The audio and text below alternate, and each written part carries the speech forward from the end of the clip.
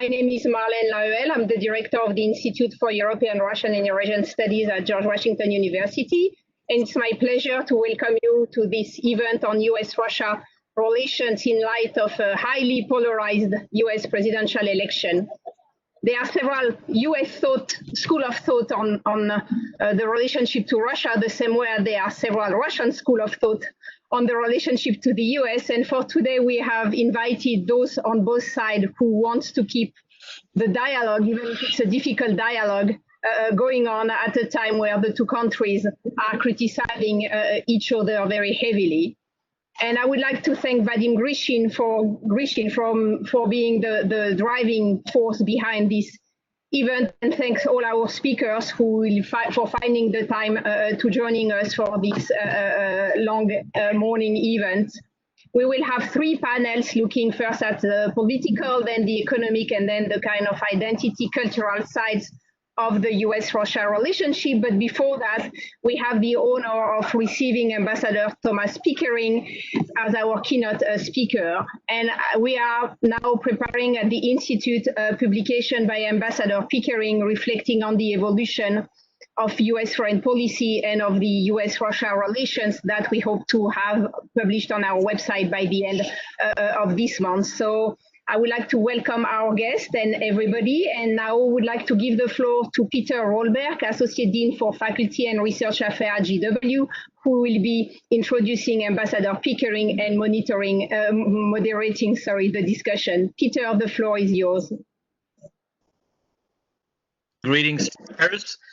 Also, a warm welcome to Ambassador Pickering. Let me just say a few words about Thomas Pickering. Of course, is a legendary figure in foreign affairs and diplomacy. Ambassador Pickering holds 2 MAs, one from Fletcher School of Tufts University and one from the University of Melbourne in Australia. I'm mentioning this because it's such an unusual combination of these 2 degrees. He also holds 13 honorary degrees from various universities. Most importantly for our event today, Ambassador Pickering was ambassador of the United States to Russia from 1993 to 1996. Among other appointments, he was also ambassador to India, Israel, El Salvador, Nigeria, and Jordan, and he was U.S. ambassador to the United Nations from 1989 to 1992. He holds the rank of career ambassador, the highest in the U.S. Foreign Service. So welcome, Ambassador Pickering. I don't see you right now. Hopefully we'll have you in a second. There he is. And I just want to say that after the keynote remarks of Ambassador Pickering, our guests, our listeners have a chance to ask questions. Please send them through a chat to me, and I will then ask them to the ambassador. Ambassador Pickering, the floor is yours. Good morning.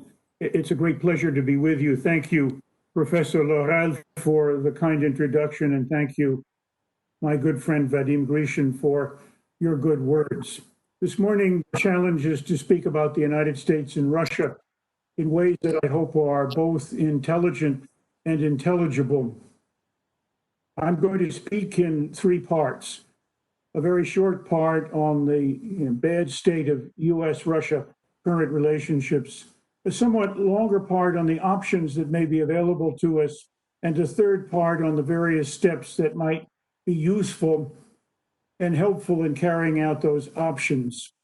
Clearly, for a number of years, U.S. and Russian relationships have descended into a pit, so to speak, under which the U.S. and Russia have moved from a stage where they were communicating and actually cooperating together to a new stage where there is almost no communication and where the cooperation is extremely limited, and indeed where each side, and particularly the people side, picked up from their government statements, sense that the other side is an implacable adversary, determined in one way or another to do them in, and where, in effect, that position doesn't seem in any way malleable or changeable by actions from the outside. It is, in that regard, I think, important to take on board the fact that both countries have enormous nuclear power and as well conventional and indeed economic and social strength. And that any conflict between the two of them, perhaps beyond that of any other two potential adversaries in the world today, including the US and China, could lead to planetary devastation, something that neither side would want or neither side believes, I think, suits its long-term interest.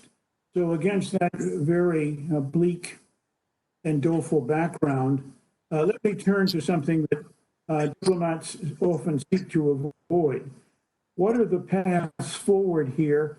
How realistic might they be?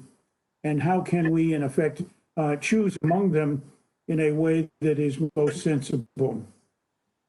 One set of ideas, prominent, I believe, in both countries, is that continued pressure and continued forceful resistance to pressure will play out over a period of time, with those who propose it in the United States as an initiative on the US side believing that pressure will bring about a approach by Russia that will meet the interests and desires of the United States.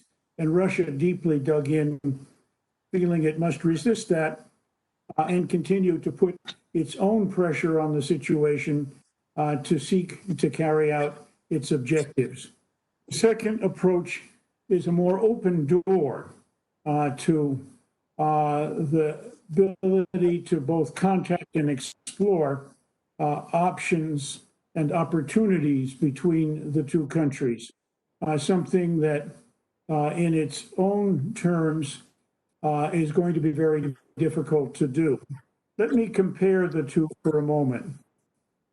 It is clear that the first option, in my humble view, has the capacity to lead to war and conflict, and I'll discuss this a little more in a second or two.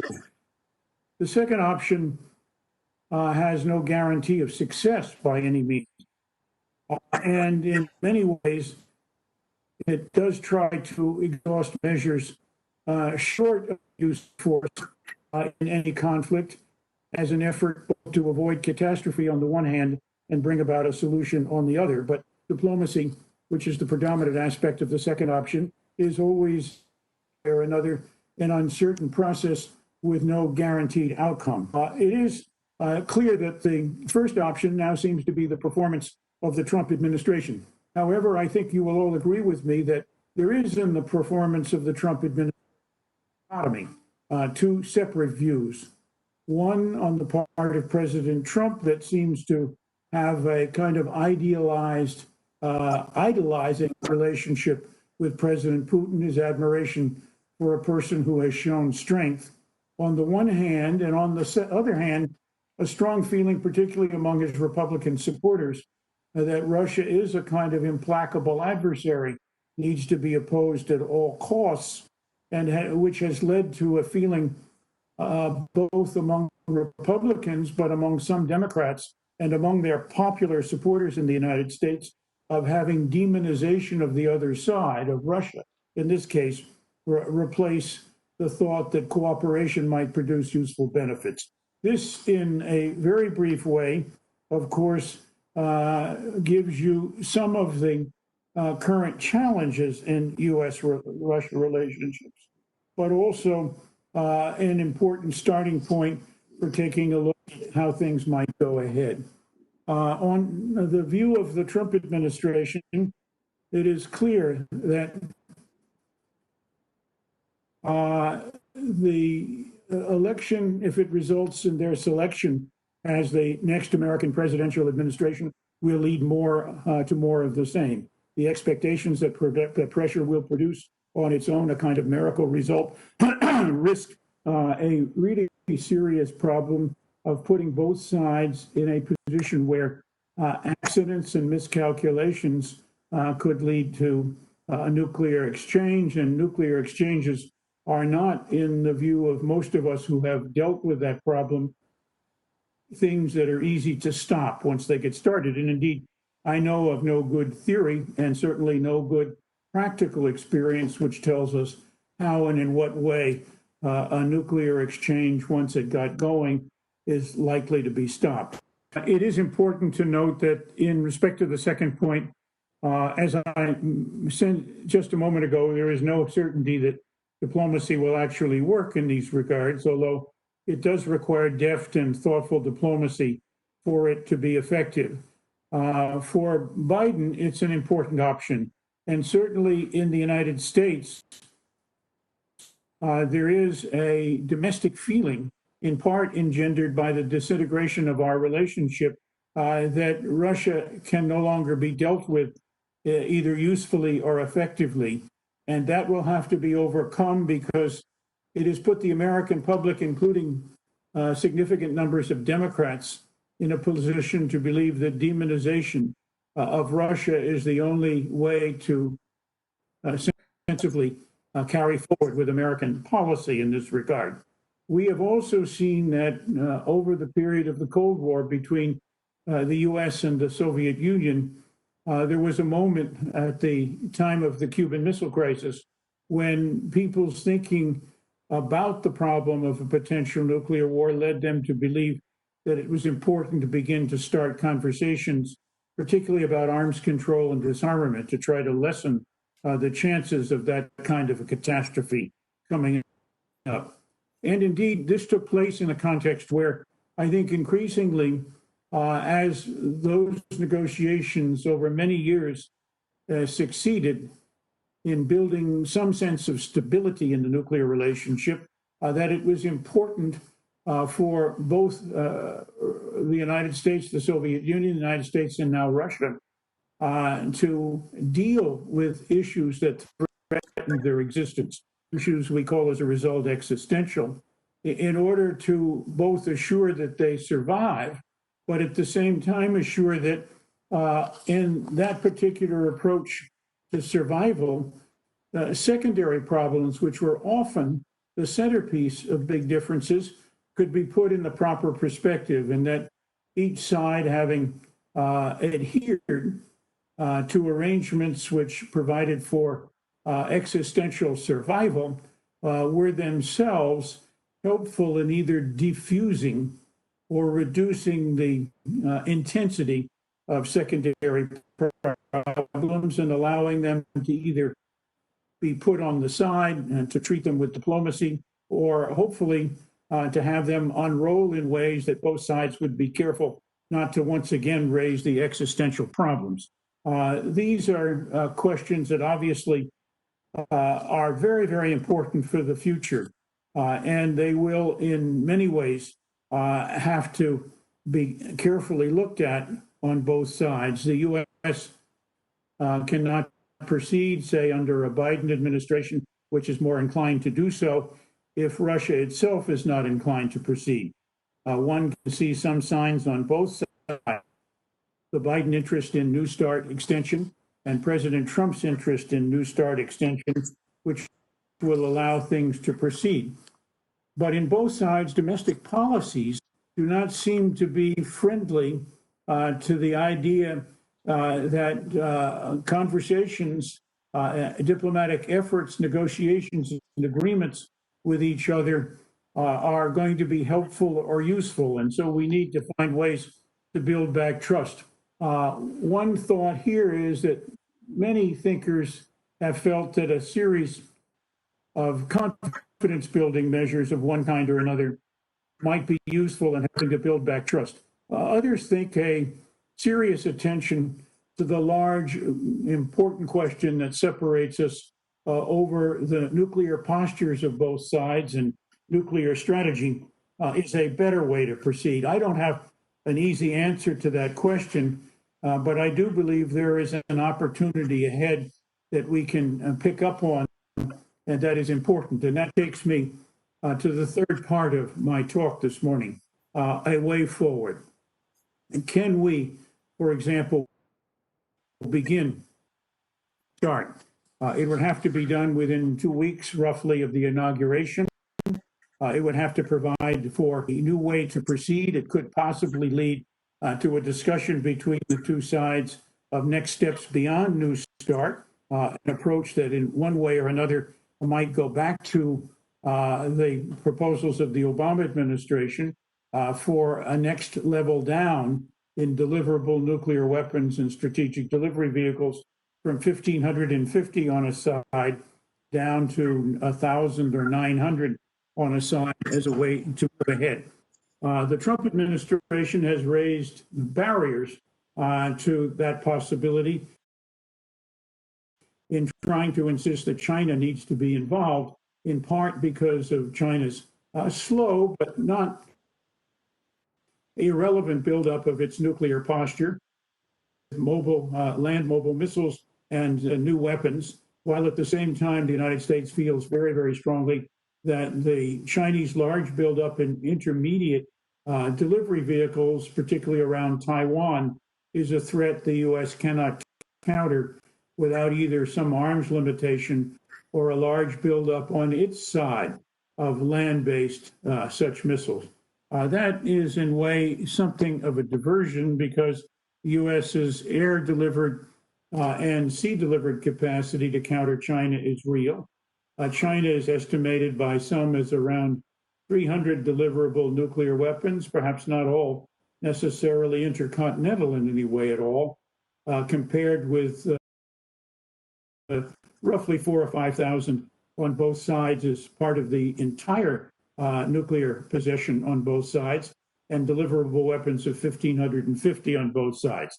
I think an interesting and useful way forward on the nuclear question would be now to consider whether Russia and the United States, both in the extension of New START, and I would argue it should be extended for the full 5 years, and that giving them time to begin to negotiate new levels of nuclear weapons and perhaps other steps, should be each briefing, not just China, but France and Britain about the negotiations, the progress, and how they have proceeded on the basis that below 1,000 weapons on both sides in the U.S. and Russia, it would be time to bring in the other three recognized nuclear powers. I don't believe it will be easy, nor necessarily extremely important to bring in the other four known possessors of nuclear weapons, India, Pakistan, Israel, and the DPRK, North Korea. But over a period of time, they too will have to be there. The U.S. and Russia should think about other questions. People have talked about no first use commitments, which have some value, but if there is little trust on both sides, that will be undermined by the lack of trust. Another step might be taken, given the monitoring arrangements for New START, the separation of warheads and delivery vehicles on both sides, using those monitoring methods as a useful way to check on this. The next question that comes up, of course, is how and in what way will other current issues affect U.S.-Russian relations? There is an extreme sense of concern in the United States about Russian interference in U.S. elections. It takes two forms as we see it.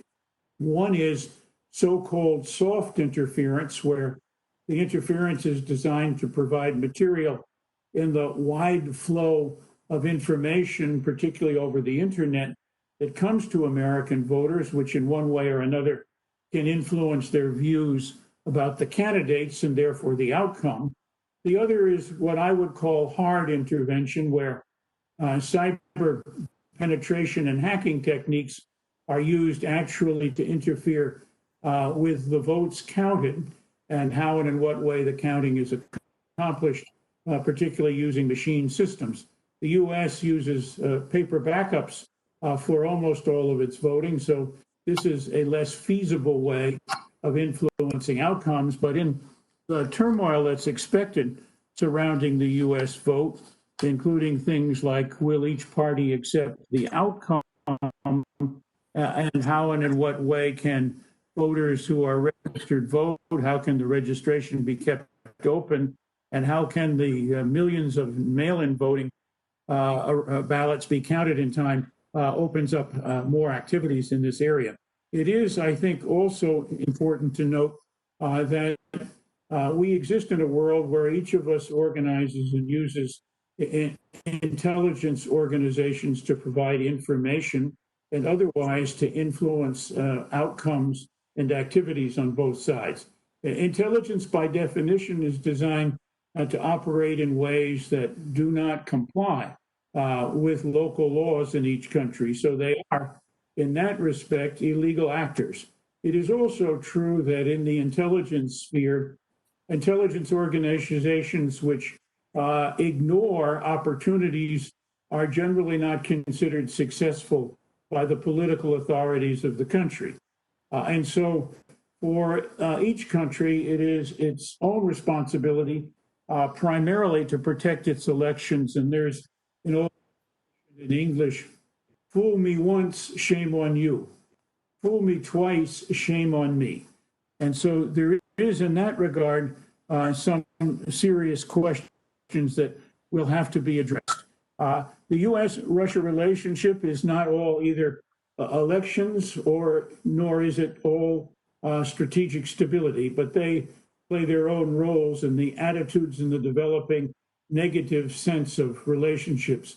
There are things that I think we should keep in mind as I conclude this morning.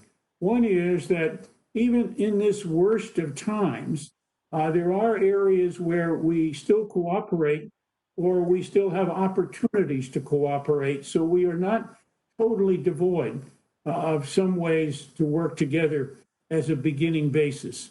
One of these, of course, is the struggle we both have against drugs and their impact on our population.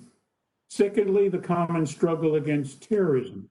Thirdly, the fact that Russia has been of assistance to the United States in Central Asia, particularly around Afghanistan, and particularly providing corridors of access to our military operations there. Fourthly, we have cooperated in space, and let us hope we continue to do so. We, for a long period of time, depended heavily on a Russian system to space station, having put aside our own system still exists and still represents what I would call the lifeboat in the International Space Station, which is important for us too. Another area for our cooperation has been oil supply and pricing. This is relatively new.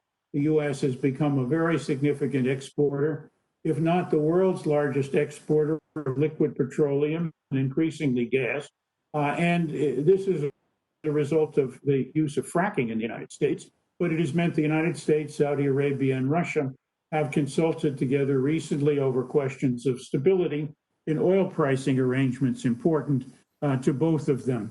I believe, in fact, that if a Biden administration is elected, and there is no certainty about that, although they appear slowly to be gaining, then there will be a new opportunity.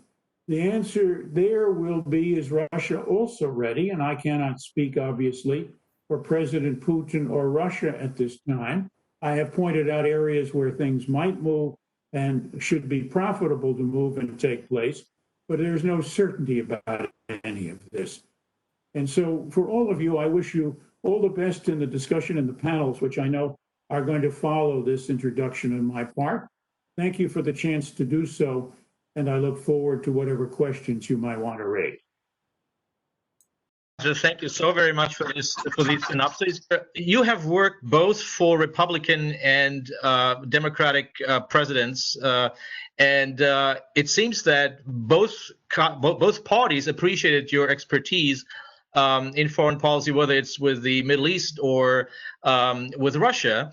Right now, it seems to me that there's big difference in parts of the foreign policy, that some emphasize China as the big challenge and the big problem, and others say not so, Russia is the big challenge. Do you have any insight in that? Is it because it seems almost like a either or, like mutually exclusive approaches, and these two sides don't seem to be willing or able to come into a dialogue? Is that a wise juxtaposition? Is that a wise opposition between priority on China, priority on Russia, in your view? It's a great question, Peter, and I think that as the United States to look at this, they see China as a formidable challenger, if indeed it is.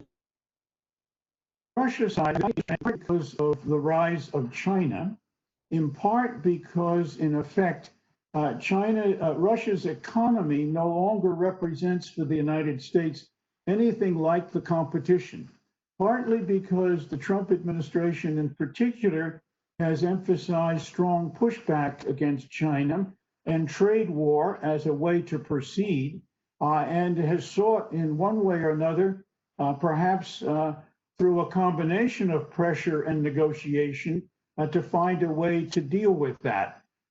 For those of us who've been around in a time, this is not the time to lose sight of the fact that Russia and the United States, and not China, are the only two countries who have the capacity to extinguish each other, and perhaps most of useful life on this planet, were they to be in one way or another unwise enough or beguiled enough. And we have no confidence here that a nuclear once begun would end anything like an unstoppable conflict. It would certainly do that. And that in itself is a danger enough of an existential variety not to diminish it. I think, second, we see Russia as a part of the international community. It's not some place that can be sealed off or hermetically excused or hermetically excluded. And so relations with Russia, not as a fetish of peculiarity in points of view, but as an actual analytical fact is out there. And of course there are, and you haven't raised this question, and it's a useful and interesting one to address, differences between Russia and China, as well as Russia-China cooperation. And do they make a difference for the US? Of course they do. Have they an effect? Yes, they will. And so we have, in a way, a trilateral problem. We all know that, at least in Western concepts of marriage, bilateral marriage issues have sufficient difficulties unto themselves not to add a trilateral effect. And so we are, in many ways, challenged here. And where will it go? And we have seen in the past US-China positive relationships grow out of Chinese concern about the Soviet Union on its northern border. On the other hand, these days, we are seeing at least the blandishments of closer relationship between Russia and China we should be aware of. So priorities are something that American strategy tends to exclude because popular opinion wants the US to deal with every question every day that's in the press with certainty. And so we are, in this regard, I think, unlikely to say our relationship with China will so dominate the field that we will have no relationship with Russia. But we are certain to say that our relationship with Russia will not in any way so dominate the field as to affect our relationship with China. But would we, in effect, sense, fail to take up opportunities, particularly under Biden with Russia, because we had a China relationship? No, quite the reverse. Thank you again, Ambassador Pickering. And now it's my honor to introduce the chair of our next panel. And this is Vadim Grishin. Professor Grishin is currently teaching at the George Washington University as an adjunct professor. He holds a PhD in social science and an MBA from Georgetown University's McDonough School of Business. After the collapse of the USSR, Dr. Grishin was involved in the reform process in Russia, serving as advisor to the Deputy Prime Minister of the Russian Federation in the 90s and early 2000s. He has extensive experience working with the Bretton Woods institutions. He was the executive director and board member of the World Bank Group, served as a senior advisor to the International Monetary Fund, and as a consultant at the International Finance Corporation. Dr. Grishin, the floor is yours.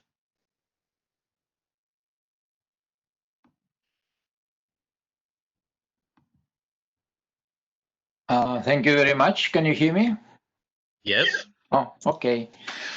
Yeah, it's a real pleasure. Thank you for your kind introduction.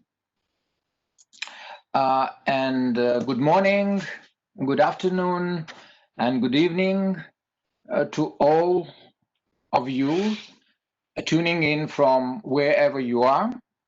We have a great audience here from 3 continents, America, Europe, and Asia. And we are also grateful to C-SPAN Radio, which is recording our conference. It all makes sense. It's not accidental that we are pleased to have today an excellent group of panelists, top experts on US-Russia relations. Let me briefly introduce the honorable guests. Dr. Angelo Stent, Director of the Center for Eurasian, Russian, and East European Studies, and Professor of Government and Foreign Service at Georgetown University.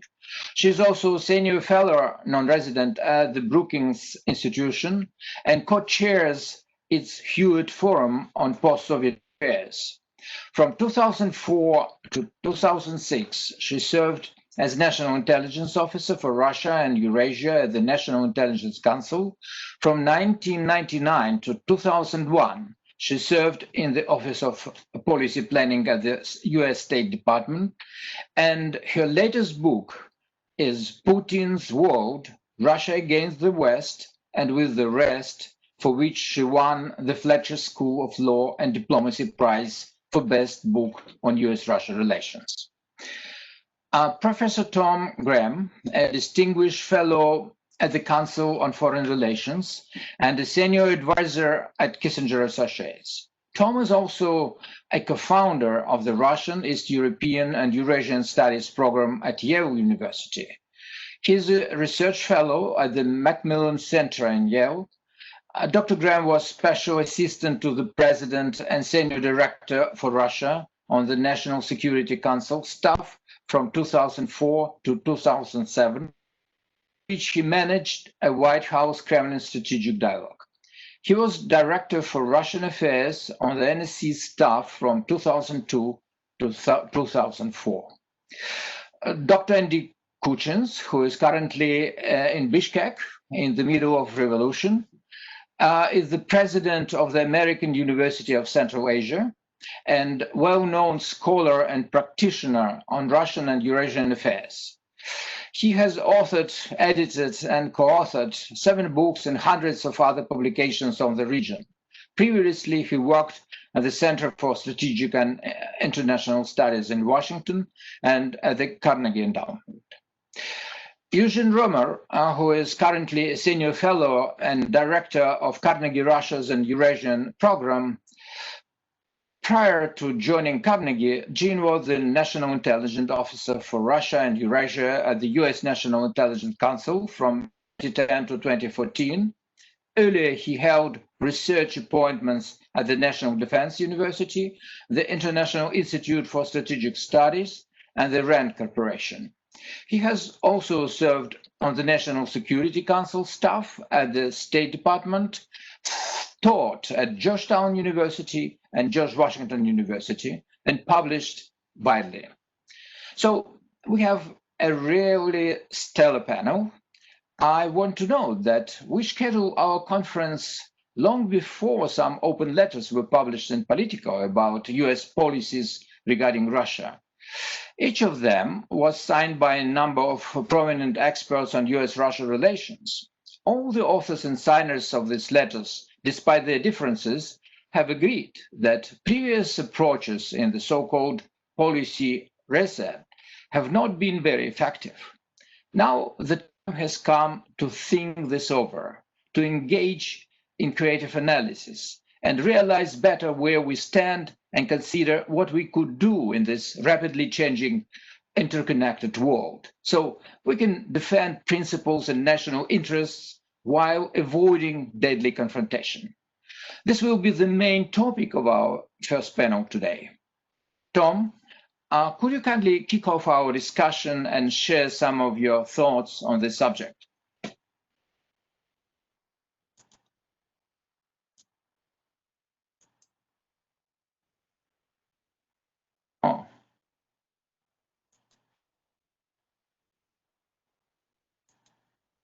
U.S.-Russian relations.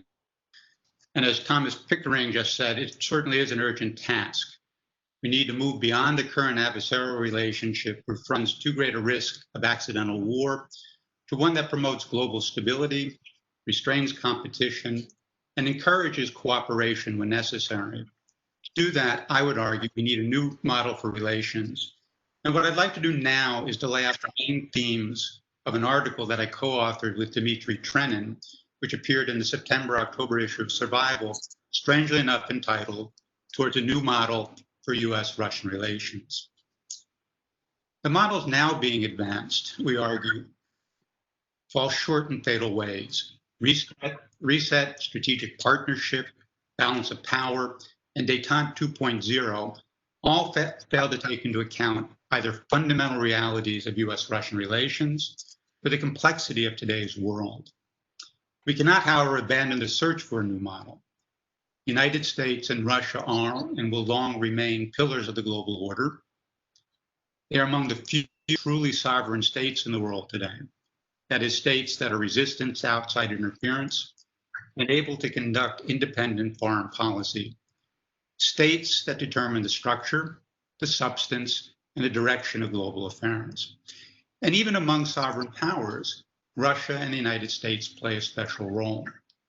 They remain the world's two leading nuclear powers. They are the two countries with the largest natural endowments, better positioned than anyone else to survive extreme global disorder because they can pretend to something close to self-sufficiency. And although China is rising to their level, they remain the only two powers that can impact the entire Eurasian supercontinent, which along with North America constitutes the core of the modern world. Now, the starting point for a new model is recognition that the confrontation between these two countries is systemic. It's not the product of misunderstandings or the idiosyncrasies of various leaders. Profoundly different worldviews shaped by geography, historical experience, and socio-political tradition have produced an enduring fundamental clash. And this clash is evident in the way they present themselves as great powers, even when they appear to share certain attributes. Each country, for example, holds an abiding faith in its exceptional nature. The United States priding itself as the paragon of democratic virtue, while Russia presents itself as a champion of justice. Each country has a grand mission in the world. The United States to spread the benefits of democracy worldwide, Russia to defend the promise of national sovereignty, and by extension, a world of diverse values. In essence, the United States, as a great power, has sought to remake the world in its image, while Russia, as a great power, has struggled to preserve its sovereignty and independence. Now, there's a lot of discussion today in how the current relationship resembles the Cold War. I think there are fundamental differences between today and the Cold War. But today's situation is dangerous nonetheless. Now as then, the risk of an inadvertent collision is uncomfortably high, and therefore coexistence remains an imperative today as it was during the Cold War. Even then, sharp competition is unavoidable. But I would argue that it's possible in the short run to reduce today's confrontation to a more restrained rivalry, similar to the one that characterized relations from the moment the United States emerged as a great power at the end of the 19th century until the outbreak of the Cold War. In the longer term, competition conducted with mutual restraint, accompanied by cooperation on some transnational challenges, should be the goal for both Moscow and Washington. So this normal would bear some resemblance to the time of the 1970s. But the now existing polycentric, interconnected world and the rise of China have changed the stakes, and they counsel a new diplomatic style. Polycentrism creates a context in which the competition, no matter how serious and sustained, is no longer truly zero-sum. Each country needs to take into account its relations with other global and regional powers, and that fosters a natural restraint, which can be reinforced by bilateral agreements. So if the competition is no longer bipolar, the diplomacy can no longer be solely or even primarily bilateral. Bilateral contacts need to be embedded in a multilateral framework. And since the end of the Cold War, the two countries have participated in what we might call ad hoc coalitions of the necessary to deal with concrete problems. So the contact group for the Balkan conflicts, P+5 on Iran. Looking forward, I would argue such coalitions need to become routine and extended to include discussion of strategic issues and regional architecture. Although the Chinese now reject the idea, a China-Russia-US dialogue on strategic stability is necessary. Recent American-Russian-Saudi negotiations to stabilize global oil markets should become a permanent feature of interaction among the energy superpowers. Now, other coalitions are thinkable and practical, I would argue, with Germany and France on European security, with India on Eurasian security, and with Japan on Northeast Asia, for example.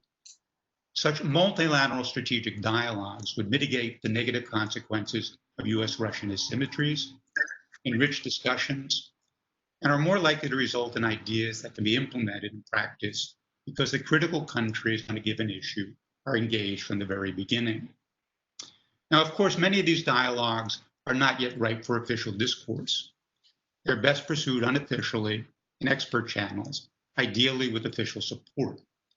This approach would create a kind of public-private partnership for managing US-Russian relations and help generate the public support necessary for long-term success of any initiative. The end result would be a web of multilateral fora, official and unofficial, that would stabilize US-Russian relations and restrain competition. To move towards this model, Washington and Moscow need to take 3 immediate steps to ratchet down the confrontation, and some of these Ambassador Pickering has already mentioned. They need to restore normal diplomatic relations.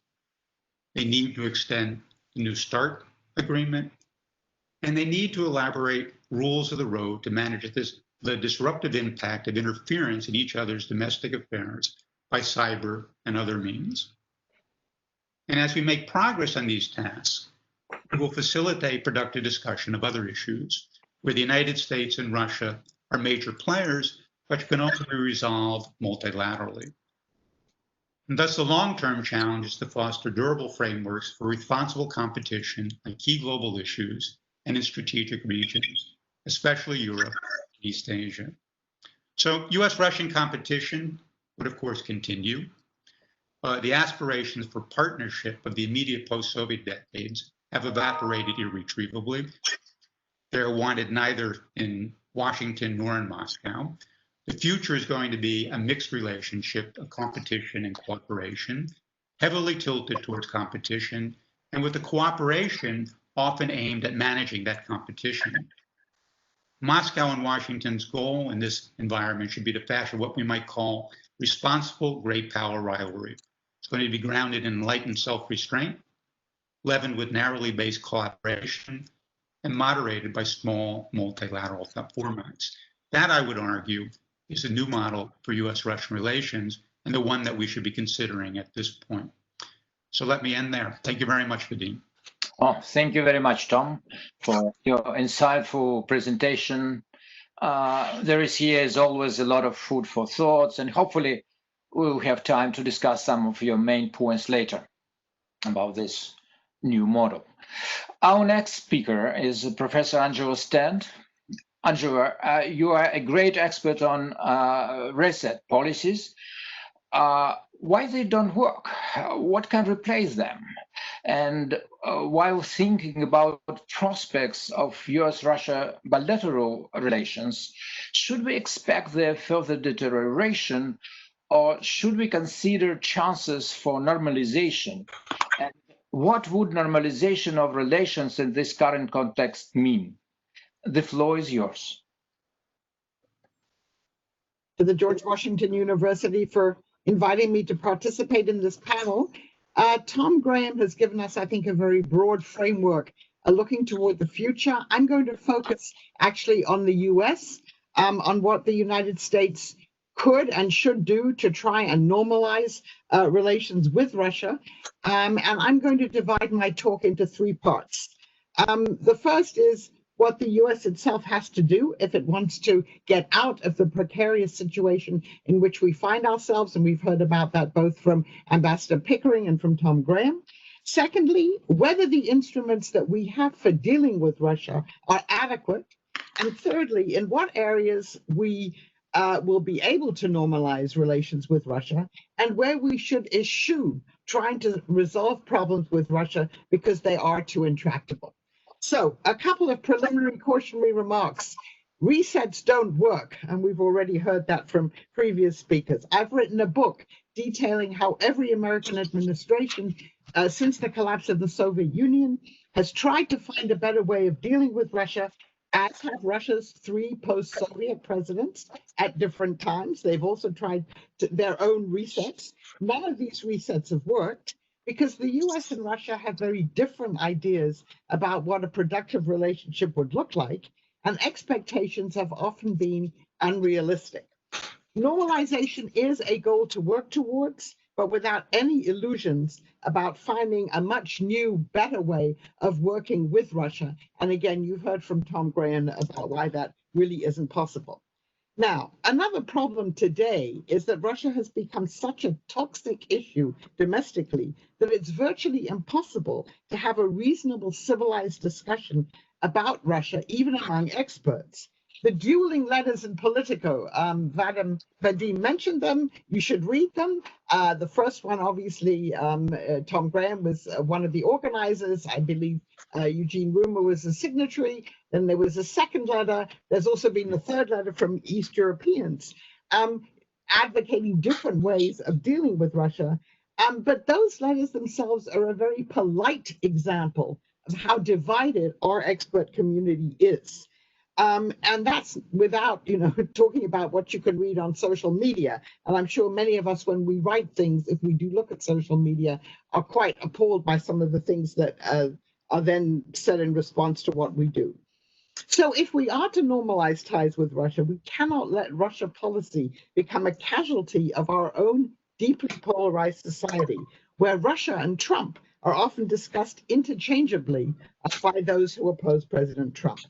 So the key to establishing a more normal relations with Russia, and that means a relationship where both competition and cooperation coexist to different degrees, depending on the issue, is to get our own house in order so that we're less vulnerable to exploitation of our domestic maladies by foreign actors, via social media or cyber attacks.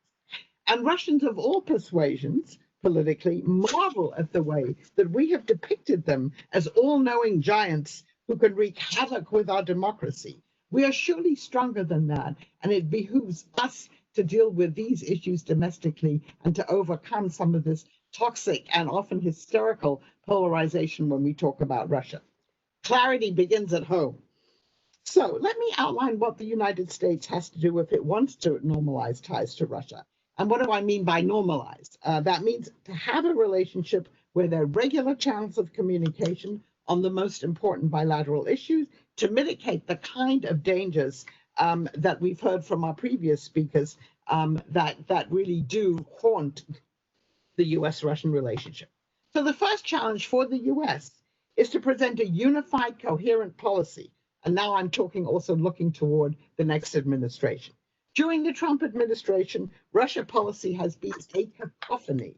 The president himself has tried to seal a deal with Russia. He's constantly praised President Putin. President Putin has also constantly praised President Trump. And President Trump has also disavowed what his own intelligence agencies have sometimes told him about Russia. Of course, President Trump's attempts to reset relations have been stymied by the impact of Russia's 2016 election interference in the US, and that's, of course, made it impossible for him to move forward. So while the president has tried to have a forward-leaning policy toward Russia, the executive branch in the Trump administration has been much tougher. It's expelled tens of diplomatic personnel. It's closed down Russian consulates. It's imposed rounds of sanctions on Russian officials and entities.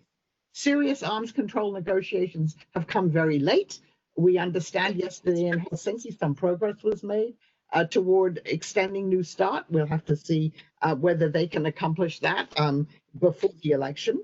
So it is possible that we would get agreement there. But the norm in this administration has been a minimum of the usual diplomatic contacts, the kind of contacts that Ambassador Pickering and Tom Graham, when he was in the administration, are very familiar with. And the US Congress, of course, has been the most harsh on Russia, imposing round after round of sanctions and taking away from the president the executive power to modify them. So the signals that we have sent to Russia in this administration have been consistently mixed. There's also, I think, been a total absence of priorities in our Russian policy. What is it that we're trying to achieve?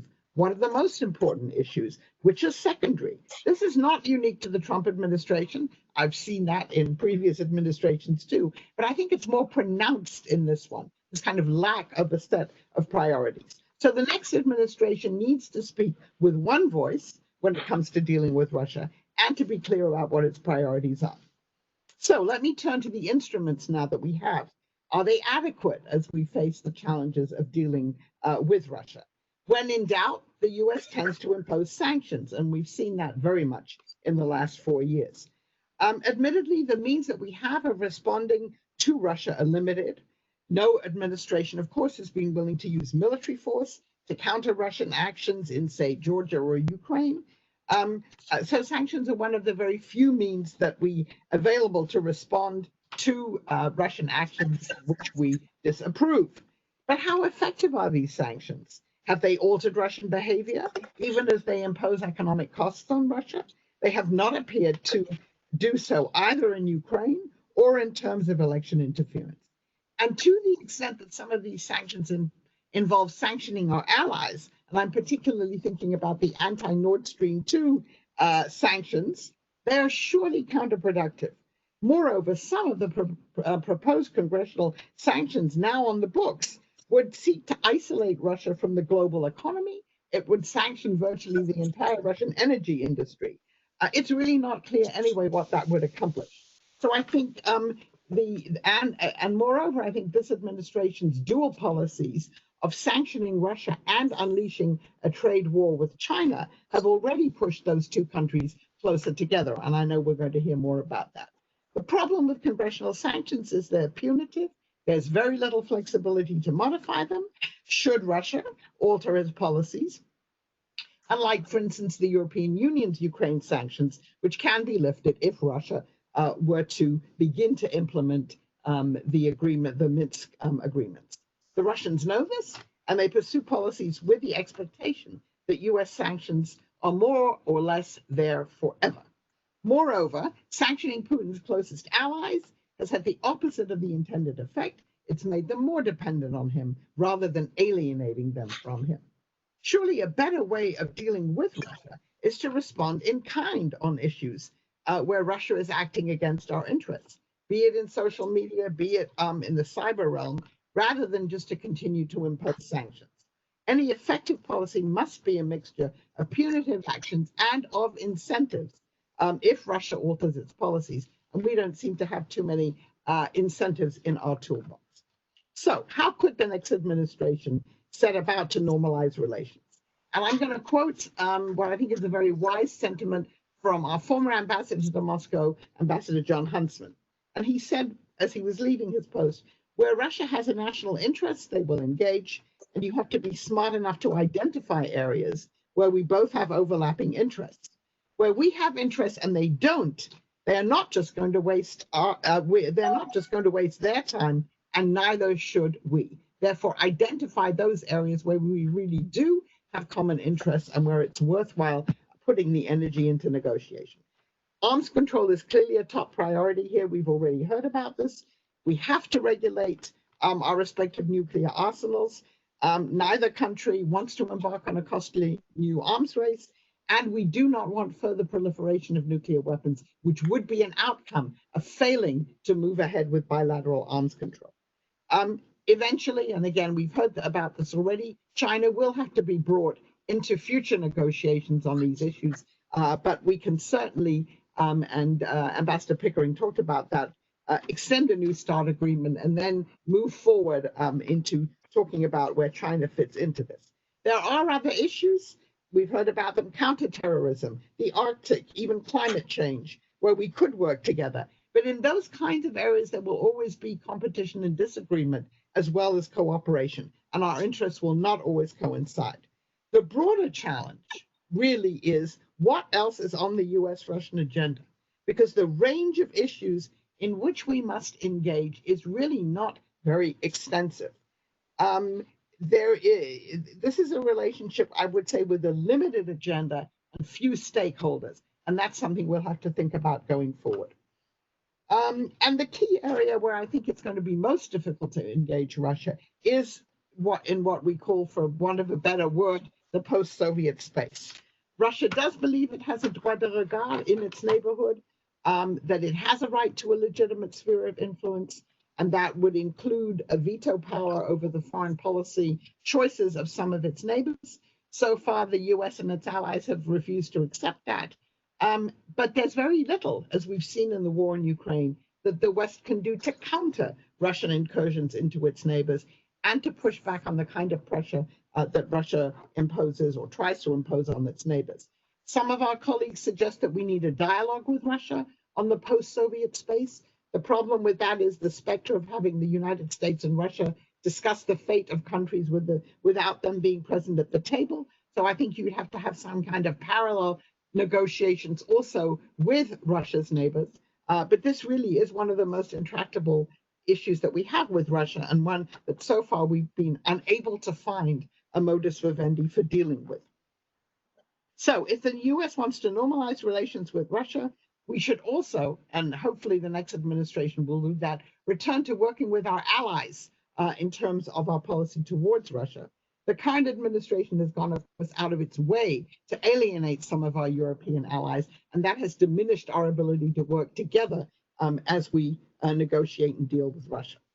And finally, and this is my last point, normalizing relations with the Kremlin should not mean neglecting Russian society. We should redouble our outreach to different sections of Russian society, encourage exchanges on all levels. Again, this is a university audience, and student exchanges are really so important, and they've been diminishing. We should try and revive some of the second track and other channels that have atrophied in recent years. Of course, it does take two to tango, and normalization will only happen if the Russian side is willing to respond.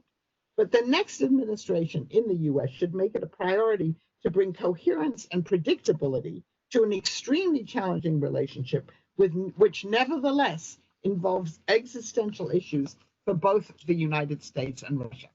Thanks. Thank you very much, Andrea. It's been a perfect presentation. We already had several questions from our audience, but we'll discuss them during our Q&A session. Jean, looking back on the history of US-Russia relations, one has the impression that the full potential of those relations still remains unrealized, and that the task in the long run will only get more complicated. Why have we found ourselves in that situation? The floor is yours. Thank you, Vadim. Delighted to be with you, delighted to be virtually with some friends and colleagues. I think it's an interesting lineup, and I couldn't help but think as I was listening to the very interesting and stimulating presentations by our colleagues, that you know, there's a lot of collective expertise and experience here at the table, and somebody might actually think that the panel really represents the collective failure of U.S. policy toward Russia. So I think we need to approach this question, set of issues with a certain degree of humility. And I do think that before we actually think about and talk about the way forward, we should revisit some of the issues that we have struggled with and some of the history of the bilateral relationship over the past 30 years that Angela has written a whole book about. I published a much less impressive report on the subject.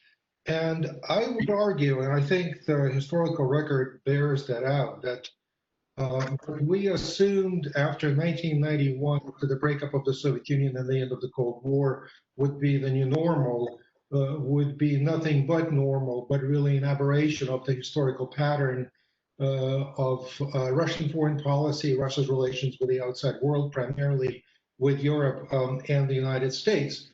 So not to repeat the old bromide at the risk of sounding trite, really, we did sort of assume for a considerable period of time, for much of the 1990s, that history really didn't matter that much. We overlooked the fact that history of Russian foreign policy since the emergence of the Russian state, be it with the rise of the Romanov dynasty in the early 17th century, or the rise of Peter, or the declaration, or Peter the Great's establishment of Russia as an empire, the history of Russian foreign policy is really about controlling the space between Moscow and Berlin. And the tug of war, literally and figuratively speaking, involved in it, both militarily and diplomatically.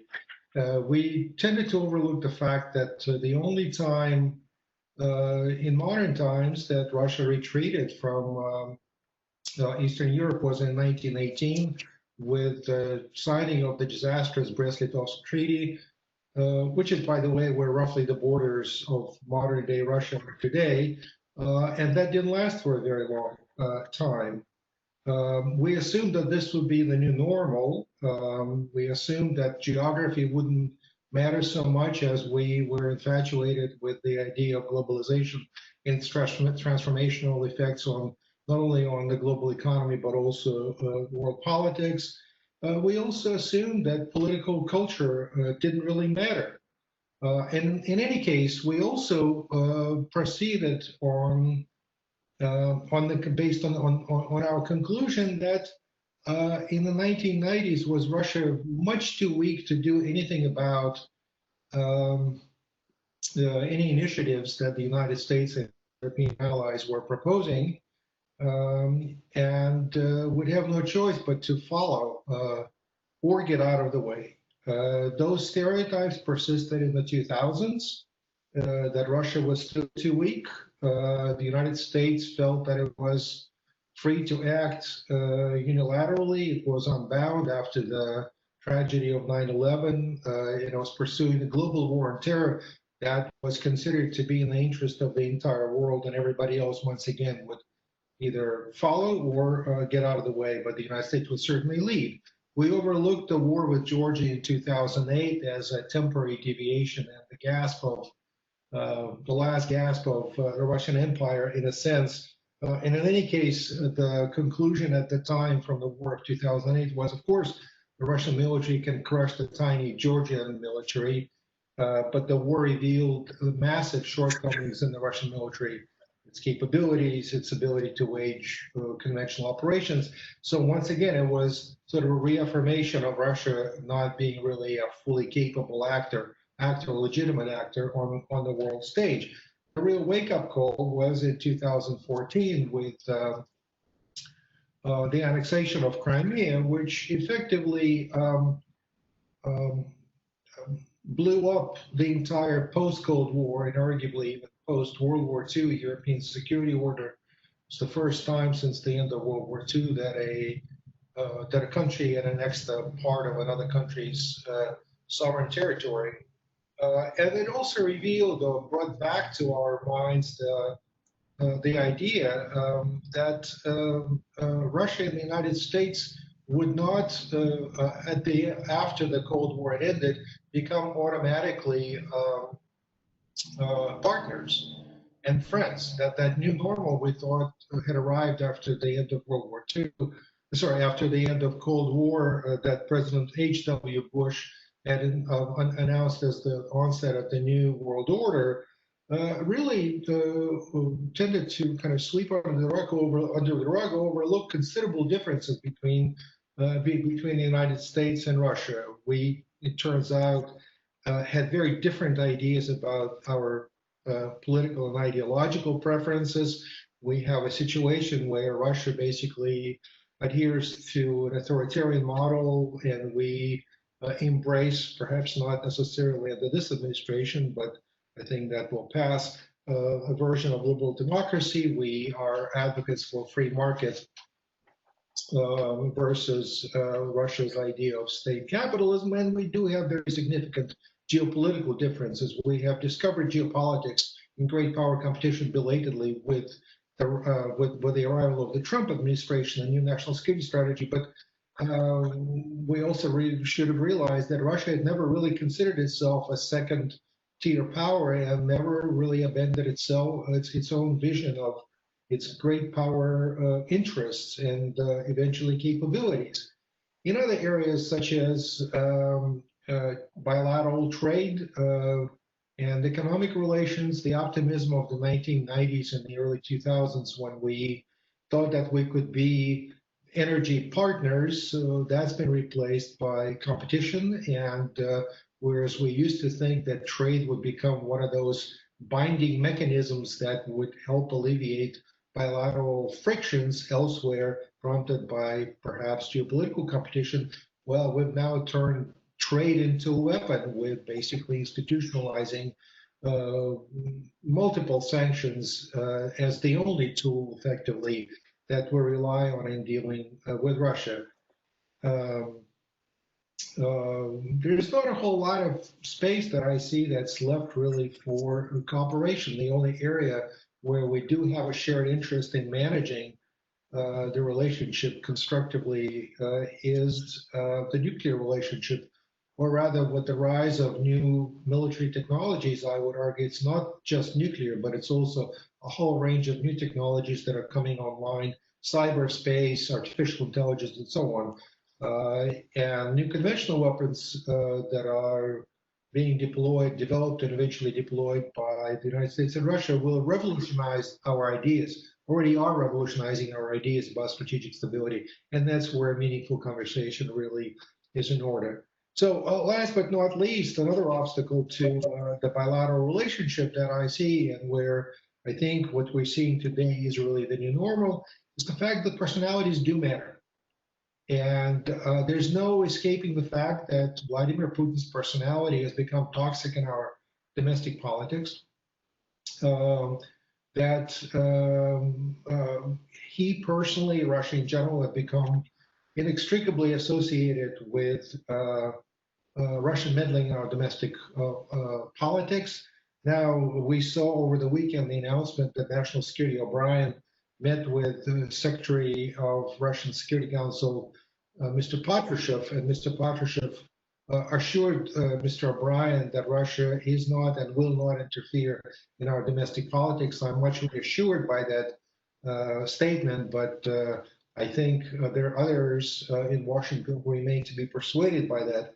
I think the poisoning of Navalny and the suggestion that it was German special services that poisoned somehow, all that, it's hard to put that aside and say that the bilateral relationship can somehow return to the strategic vision, frankly, that Tom Graham articulated so eloquently. That's going to poison, literally, I'm afraid, figuratively, the bilateral relationship for the foreseeable future. And if Mr. Putin remains in office until 2036, then I think that's going to be the burden that the relationship will have to put up with, and there will be automatically a constraint on what we can do. I can't imagine a U.S. or European leader looking forward to a meeting with Putin and saying that this is just the beginning of a beautiful friendship.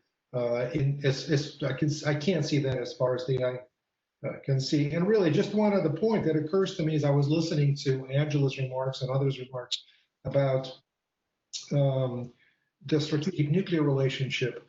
I can foresee a situation after the election, if there is a Biden presidency, that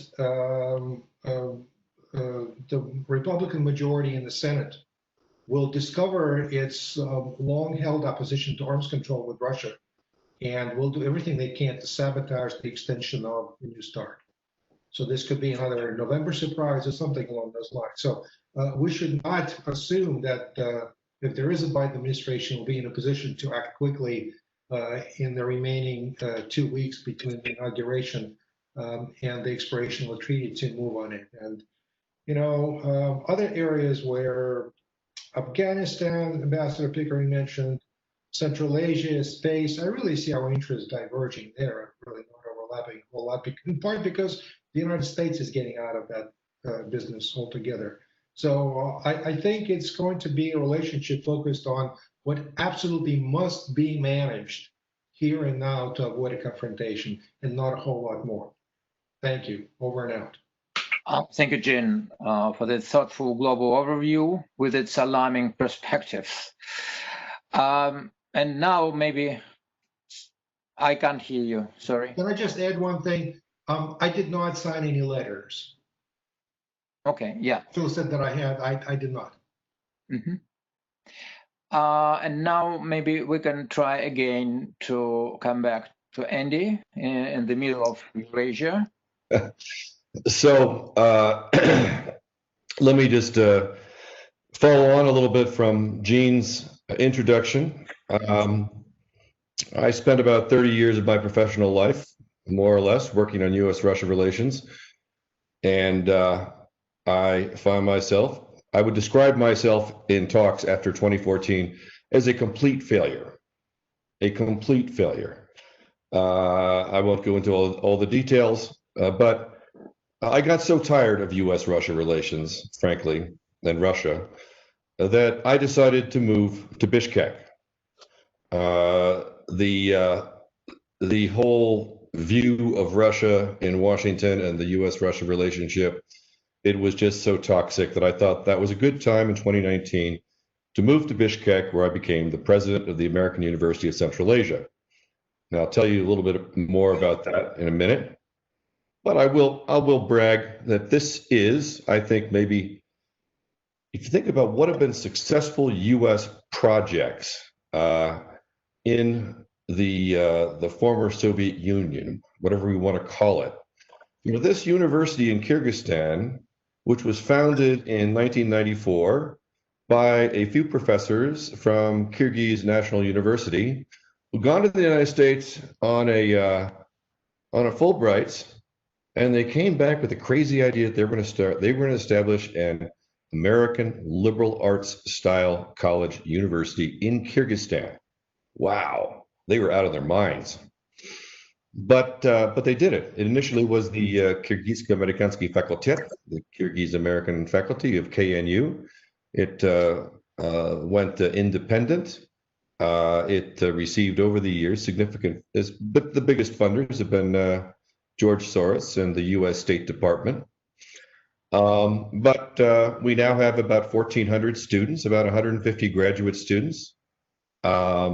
14 different departments, nine majors, and it is the top university in Kyrgyzstan. It is, maybe with the exception of Nazarbayev University, and things are not going that well in Kazakhstan. It's the best university in Central Asia, and it is a paragon of American values, and there you are. I'll return to that in a moment. Now, just from a historical perspective, Kyrgyzstan and Central Asians have been dealing with Chinese for 2,000 years or so, give or take a few hundred years, and it has been very, very, very contentious.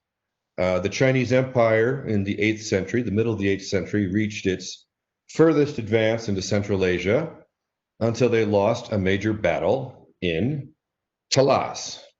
Talas, which is a city in Kyrgyzstan. And China has never been that far back, at least with their military. But 2,000 years.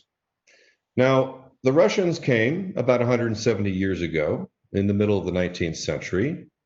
And while not everything was hunky-dory with the Russian Empire, but the Russians and subsequently the Soviets they did a lot to modernize Kyrgyzstan and gave it the foundations to become actually a modern state.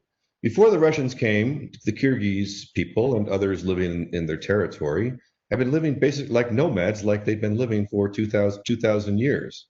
So that is something that many Kyrgyz take into account and look more, they have some fond feelings for that. There's some respect there.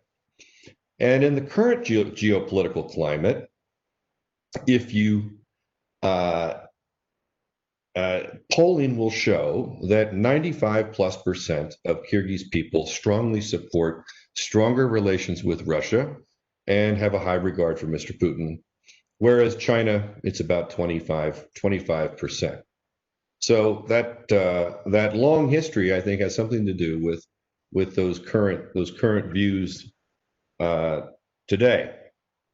Now, I'll tell you a little story about the last month. There's no question that U.S. influence has reduced in this part of the world, as it has in much of the Eurasian space, and it's not necessarily a bad thing. But the anti-American narrative is alive and well.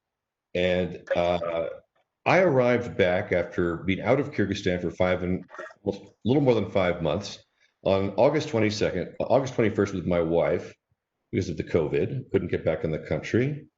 And about 4 or 5 days later, our ambassador, Don Liu, he's a terrific ambassador. He sent me a couple of videos and said, welcome back to Bishkek, Andy.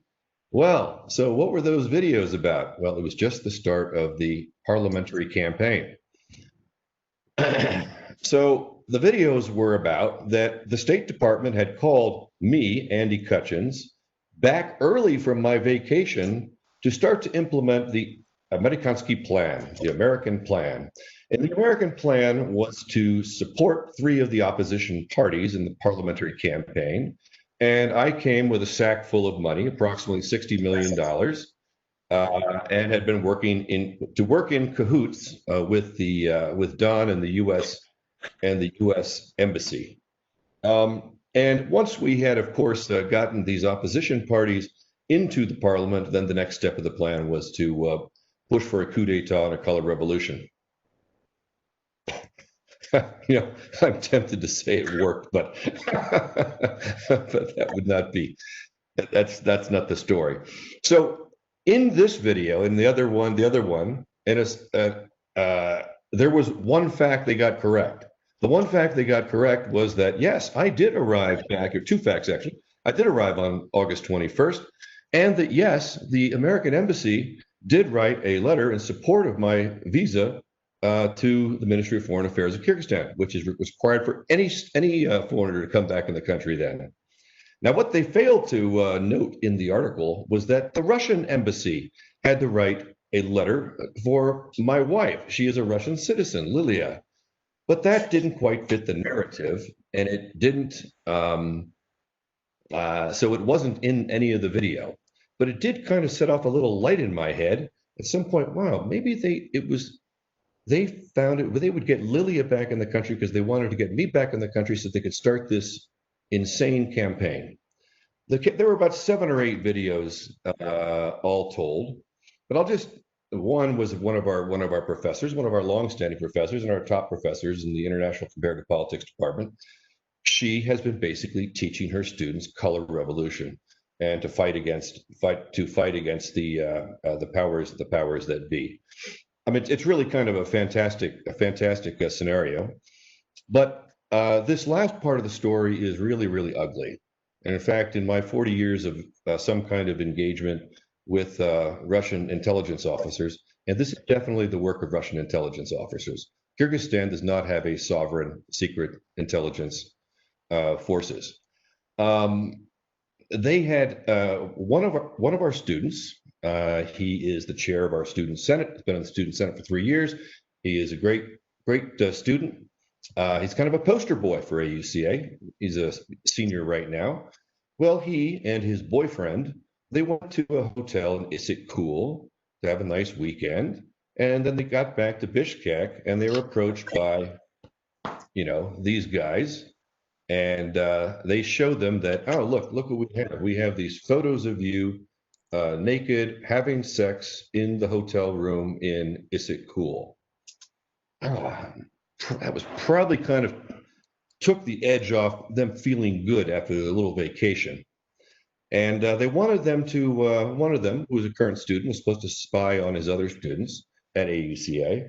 And the other one who worked for an NGO and is a recent AUCA graduate was have to spy on his non-governmental organization. These two guys were remarkably brave, and they turned the guys down. And that didn't make them very happy. They were very frightened. As soon as I heard about this from the student, I called our ambassador. But there wasn't really anything that we could do. I would be in touch with our student about once every 2 weeks and to make sure that if there's anything that happened, and nothing had happened. And then last Tuesday came the last video. And this one where they really went over the edge. This one, they put the film of the two of them having sex in the hotel in Issyk-Kul. They named them, and they said, basically, this is what AUCA teaches its students. And they teach their students, what they teach the students runs totally against traditional Kyrgyz values. I can't tell you how angry I was, but we had to keep a cool head. So the key thing in all this is they've been using AUCA and anti-Americanism to trash the three parties. And these three parties on Sunday, guess what? They didn't get into the parliament. Now, I don't know whether these videos any influence on that, but that was clearly the goal. Now to get why there is a revolution, the revolution took place last night, or at least there is no power. We don't know where the president is. Some new cabinet officers or ministers have been named, but it's extremely uncertain here, and I fear there'll be more violence in the streets tonight. But by doing that, all of these smaller parties, they had to reach a 7% threshold to make it into the parliament. They didn't make it. So what that meant, though, was that the two main parties of power, one supported by the President Janibekov, the other one tied to the most corrupt person in Kyrgyzstan, Raim Milyon, as they call him, Raim Matraimov, who was the number 2 in customs. That's a lucrative place to be, and allegedly took away about $700 million to $1 billion. And his party, they finished with each of them finished with about 25% of the vote. But because so many of the votes that had gone to these parties that didn't make the threshold, these two parties ended up with close to a 90% power in the parliament. And that's why people went to the streets. They were unhappy. We'll see what happens, but certainly the Russian influence here is very, very strong. They may have played their cards quite badly, and it may have boomeranged on them. That remains to be seen. Now, just a little bit historically on what I see as sort of U.S. policy toward Eurasia, but particularly this part of Eurasia. In the 1990s, we were supporting countries to become liberal democracies. And we were also trying to help them to have less dependence upon Russia. Kyrgyzstan in Central Asia has always been definitely the most democratic country. It's always been the country that has most espoused American values, but it doesn't have hydrocarbons, and it's quite small. So it doesn't kind of get, it branded itself as the Switzerland of Central Asia. It's not a bad idea. But when I went there first in 1994, Switzerland without the Swiss banks or any money would be the way to call it. Kazakhstan was the fad back then. In the 2000s, especially after 2001, our strategy in Eurasia turned to getting support for the war in Afghanistan. and here, Uzbekistan and Kyrgyzstan were essential. The Kani-Konarbad base in Uzbekistan. Then we got thrown out in 2005 after Andijan. The Manas base threw out, and then when Obama came to power, he said that, well, Iraq is the bad war, but Afghanistan is the good war. As a guy with no national security credos, he couldn't say that I want to get out of both of these wars. But I don't think he was particularly enthusiastic about Afghanistan itself, and he would become less enthusiastic as he found out more about it. But in order to do what they got General Petraeus, he wanted to do something like a surge that had happened in Iraq a couple of years before. They needed to create these new corridors into transit corridors so they could get material to the troops. And for that reason, Uzbekistan was absolutely essential. And basically, the United States depended upon the same transit corridor that the Soviets used in Afghanistan in the 1980s. Now, we made a rather large mistake with Kyrgyzstan in 2009, 2010, when Mr. Bakiyev was in power, and we looked rather askance at the tremendous corruption in the Bakiyev family, especially how much money his son Maxim Bakiyev was slipping away. And that led to the last revolution in Kyrgyzstan in 2010, and we were a part of that, and that was very, very unfortunate, and it has hurt us in Kyrgyzstan for a number of years to come. Finally, in 2014, they threw us out of the Manas Air Base. All right, just to get to today, and I think some of the parts of this story apply to different parts of the post-Soviet space. We don't see the United States much less active with what's going on in Nagorno-Karabakh than what had happened in the past, Belarus, etc. We do have less influence, but we still are viewed positively for our values, and we by many.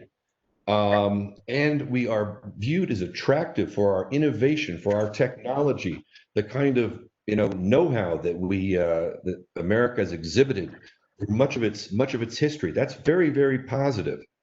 And in my university, IT software engineering is now the largest major, and still growing more. If I'm making a recommendation to any administration, is that we should have, in my view, just spent a lot more money on exchanges, bringing those people to the United States, bringing Americans there. Those instances, they change lives. It changed my life when I went to the Soviet Union in 1981, and I see how it changes lives with so many of the students at AUCA who had gone to the United States on flex programs, and it changes their world and their mindset. It's the best way to have longer term influence in the region. We still have a good brand, even though we've done a lot to trash it. Let me say one more thing about Afghanistan. About 10% of our students are from Afghanistan, and they're supported by the Department of State. They are the best students at AUCA, averaging about a 3.4 grade point average. They are the most active in community engagement and social community engagement activities at the school. They really emblemize to the greatest extent what the values of what AUCA is all about. That's a great investment, and it's what the U.S. Congress's support for the education of Afghan women. So we have mostly women, but we have some men also. Let me say one thing about Afghanistan. I had got very involved in Afghanistan policy 10 years ago, and my view at that time, and it remains today, the United States should make an indefinite, small military commitment to Afghanistan. Look, we've had troops in South Korea, in Japan, in Western Europe for more than 70 years, 75 years, because we thought it was strategically important to do so. I think it's strategically important to do so in Afghanistan. Why? Look where it is. It borders China. It borders Iran. It borders Pakistan. three of our biggest challenges in foreign policy, and it's quite close to Russia. But remember, back in 2000, the Russians and the Iranians were quite helpful to the Americans in defeating the Taliban, and particularly with their support through the Northern Alliance. I think despite all of the water under the bridge, there could be something there. But we have to just make a long-term commitment. And I'm not talking about 100,000 troops. I think 5,000 to 10,000 troops would do it. But it was very foolish of Mr. Obama when he announced that we were increasing troops dramatically to up to 100,000. But then in a year and a half, we were going to start taking them out. Well, the Taliban just waits it out, and everybody else waits it out. Takes me back to the first point I made. They view us as short timers, and unfortunately, we act like short timers. Now, obviously, we don't have the level of interest other states do, but I think having that kind of presence in Afghanistan would be very, very useful to advance our strategic interests, and it would also, the day we leave Afghanistan, you can forget about it; it's fallen apart. So there'll be 20 years of blood and treasure, totally wasted. Okay, thanks very much. Oh, thank you, Andy, for your picturesque updates of the American university life in Bishkek and insightful view from the epicenter of a new revolution in Eurasia. So stay safe. But let me start now our Q&A session with a very specific question to all panelists. Some of you already touch this question, but nevertheless, it would be great if you can develop a little bit more. What does the upcoming US presidential elections mean for Russia?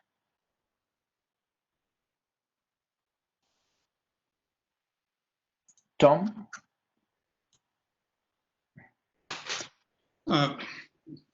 Thank you, Vadim.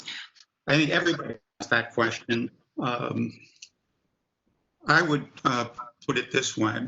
I think the panel has made a good argument that we face difficult relations with Russia for reasons that are not related to American domestic politics. Although obviously American domestic politics plays a role in how we think about Russia.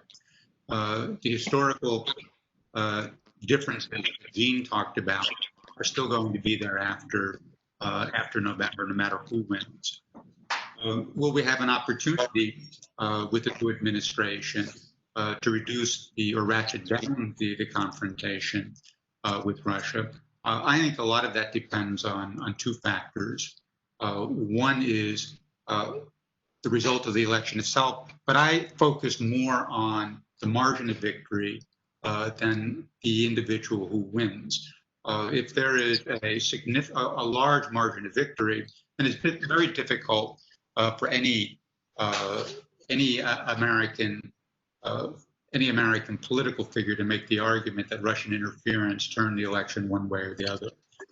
That's true of the Democrats, it's true of the Republicans, and that allows the next president somewhat more latitude in how he approaches the relationship with Russia. If it's a narrow victory, then there will inevitably be concern about Russian interference and how that might have changed it, and that is going to sour the relation by making it much more difficult for the next president, whether it's Biden or Trump, to take steps to ratchet down the relationship. It does make some difference who actually wins the election. Trump will always operate under the suspicion within the American political class that he's too close to Russia, too close to Putin, and that's going to limit his ability to move in the direction he would like. And as my fellow panelists have pointed out, President Trump really doesn't enjoy the support of much of his own administration and how he pursues relations with Russia, not to speak of the Congress. I think President Biden has more latitude for moving in a more positive direction, start strategic arms control or strategic stability talks, for instance. But at the end of the day, and we've heard this from from many officials in Moscow and others, this is a difficult relationship. There is no easy or quick resolution of the problems between the two countries. Anyone who thinks that we can turn this relationship around simply because a new president takes office or we have a second Trump term is deluding himself or herself. The best we can do is perhaps turn the dialogue into a bit more civilized discussion than we've had at this point. But it will take, if things go well, an entire administration to put the relationship on a somewhat different track that's more sustainable. Thank you. Thank you very much, Tom. Somebody want to add something to develop this? Yes, Angelo, please. Okay. No, I would just add that I think there are a lot of people in Russia who think that the relationship with Russia will get worse if Biden wins. And I really don't think that that's true. As Tom said, there's going to be a lot of continuity anyway in the policies. You can't just turn things around on a dime like that. I would also say it's also going to depend domestically on what happens to both houses of Congress.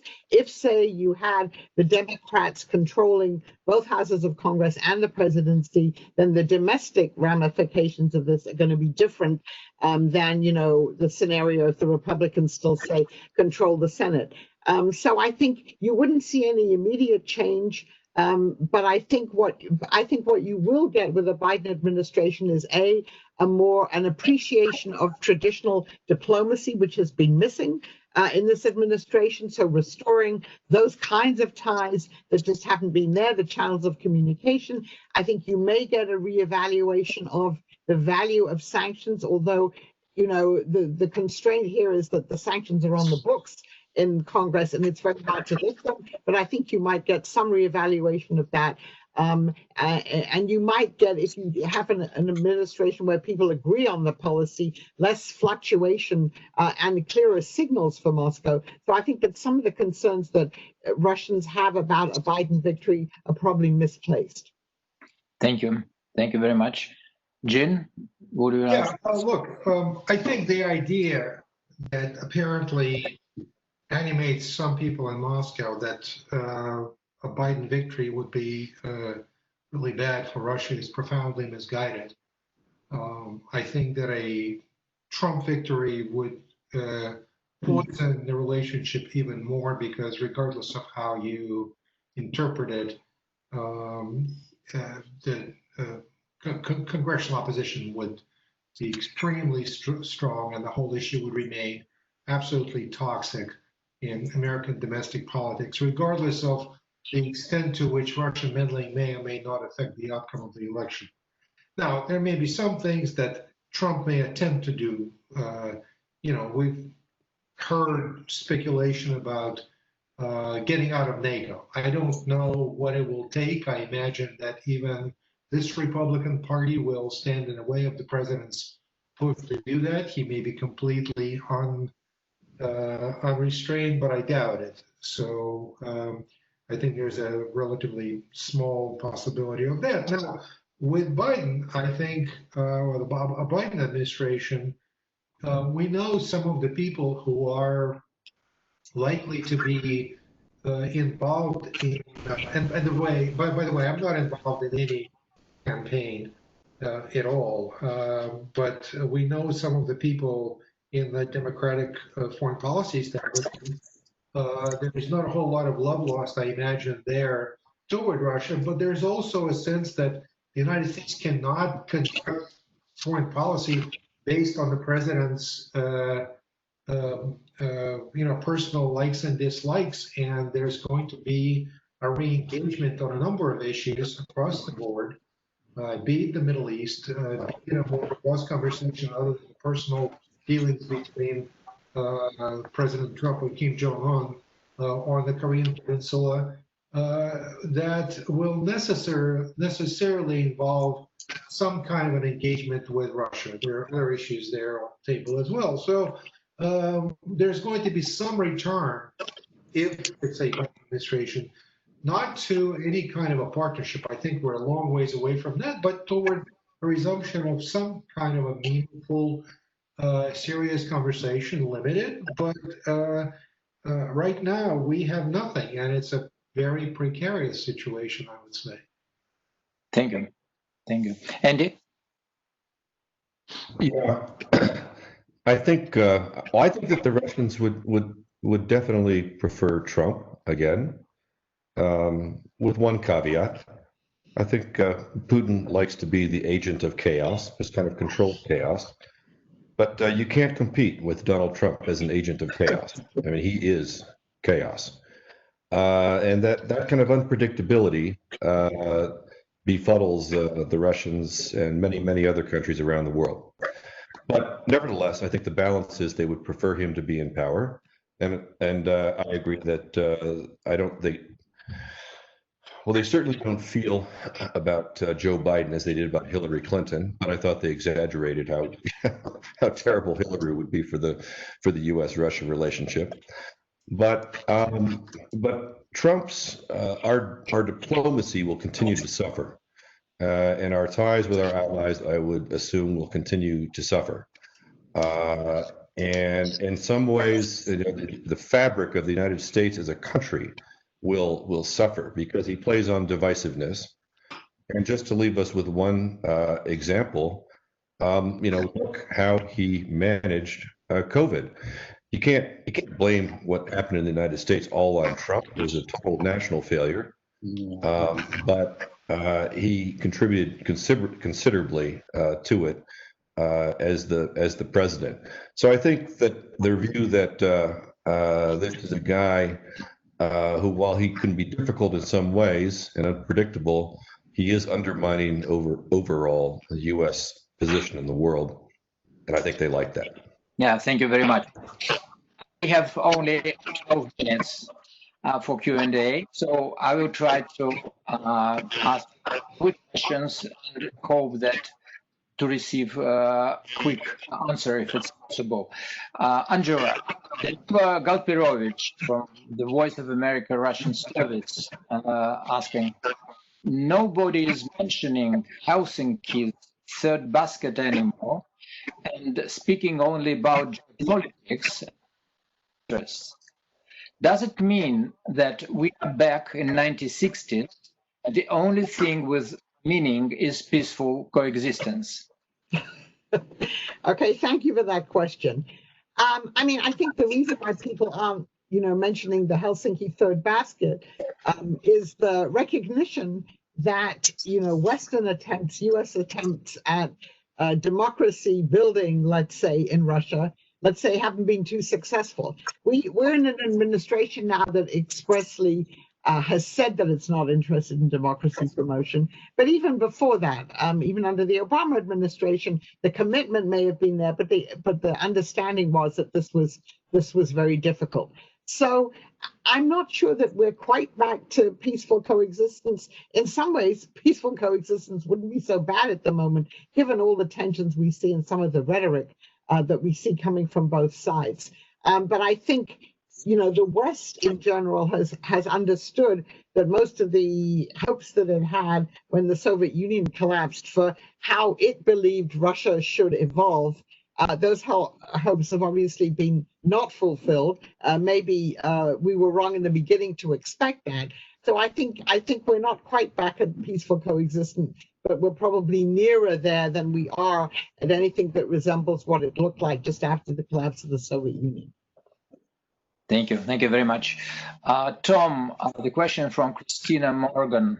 Are you already talked a little bit about this? So you have written, it's no longer US-Russia relations that sit at the center of international affairs, but US-China relations. How much do you see Russia-China relations impacting this? Thank you. I think that's a very good question. There's been a lot of discussion of the Sino-Russian relationship over the past several years and what the impact has been on the global environment and also on the U.S. Role in the world. There are many people in Russia that had hoped that Moscow could create a trilateral relationship akin to the one that was created in the 1970s by Washington that would would enhance Russia's role on the global stage as it maneuvered between Beijing and Washington to some extent, obviously leaning closer to Beijing than Washington at this point. If you look at this from the American standpoint right now, it's certainly this administration, I think much of the American political class does not pay much attention, or it does pay attention, but doesn't think that the Russian-China strategic alignment really matters that much. We have a policy of dual containment. There's some effort by some people in the Trump administration, some distance between Russia and China, but that hasn't been very dramatic. I think a Biden administration, even if it did improve its relationship with Russia, would still not make a tremendous effort to try to sour the relationship between Russia and China. And there are several reasons for that. First, I think there is a widespread view in the United States that the Sino-Russian relationship cannot be sustained over time for a host of psychological, historical, and historical reasons in particular. That China as a great power is advancing much more rapidly than Russia, and that imbalance will eventually undermine any strategic alignment between the two. Second, and perhaps most important, I think that much of the American political class does not believe that Russia actually plays that much of a role in East Asia. That the Russia-China alignment doesn't create much more of a strategic challenge for the United States than China alone does, and therefore Washington is unwilling to make much of an effort to try to distance those two countries. In fact, if you look at the way American administrations have pursued their concerns about China, they are trying to build up relations with Japan, Australia, India, other countries in the Indo-Pacific region. Russia is an afterthought, and I think that will continue for some time. Now, my own view is that the strategic alignment can in fact, create some sort of short-term challenges for the United States, exacerbate some of the challenges we face from China. Certainly, China is receiving technology from the Russians that they're still a few years away from making on their own, and that would behoove us to try to distance them, not in dramatic ways, but simply by normalizing the relationship that would give Russia another strategic option. The final point I would make here is that if I were sitting in Moscow, I would think that China poses a long-term strategic challenge to me, in part because of the disparity in the growth rates, and that over the long term, I actually need to normalize relations with Europe and with the United States to create some space for me to enhance my own strategic autonomy. Moscow so far has not appeared to accept that argument and has demonstrated very little flexibility in its effort, or hasn't demonstrated any effort to normalize relations with the West to any significant degree. Thank you. Thank you very much, Tom. Jean, we have a bunch of questions about Belarus. How do you see the US reacting, if at all, to any involvement by Russia in Belarus? In your view, how does the situation in Belarus play into US-Russia relations and Russia's reaction with Europe? What can we expect to be the nature of Russia's involvement in Belarus in the coming weeks and months? Please. Well, we're so consumed by our own domestic politics that we're not really paying a whole lot of attention to the fact that it's not just about Belarus, but right now in the territory of the former Soviet Union, you have an active war underway between Armenia and Azerbaijan, 2 revolutions, and a handful of frozen conflicts. And the United States, which used to play an active role in leading the international communities involvement in these issues has basically been AWOL. So I would describe, at best, current policy by the United States as perhaps benign neglect. And I'm not confident of the benign part of it. The administration doesn't seem to be engaged, and perhaps given the capabilities of this administration, it's not such a bad thing considering the alternative. So I think a lot will depend on what happens in Belarus itself. Here I hesitate to really put too much in the tea leaves that we're able to observe from the outside, but it seems to me that the situation really is a stalemate. So I think it can continue indefinitely. I think Russians are not particularly enamored of Lukashenko. I think that's pretty much a statement of fact almost. He's been a very difficult client. So I suspect that they will continue supporting him, throwing him a lifeline of some sort, trying to get some concessions quietly from him without antagonizing the domestic public opinion in Belarus too much, but not really going all out. And I think the European Union basically is not really keen to do a whole lot about it either, because the alternatives are really not very appealing. So I don't have a crystal ball to predict anything else. Thank you. Thank you very much. And we have just a couple of minutes. Angela, a question from Emma Handel. Two questions, actually. Now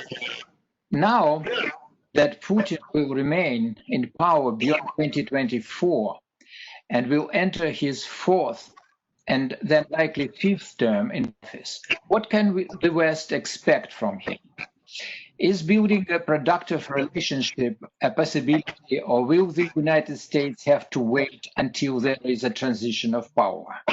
And the next question, absolutely different, but connected.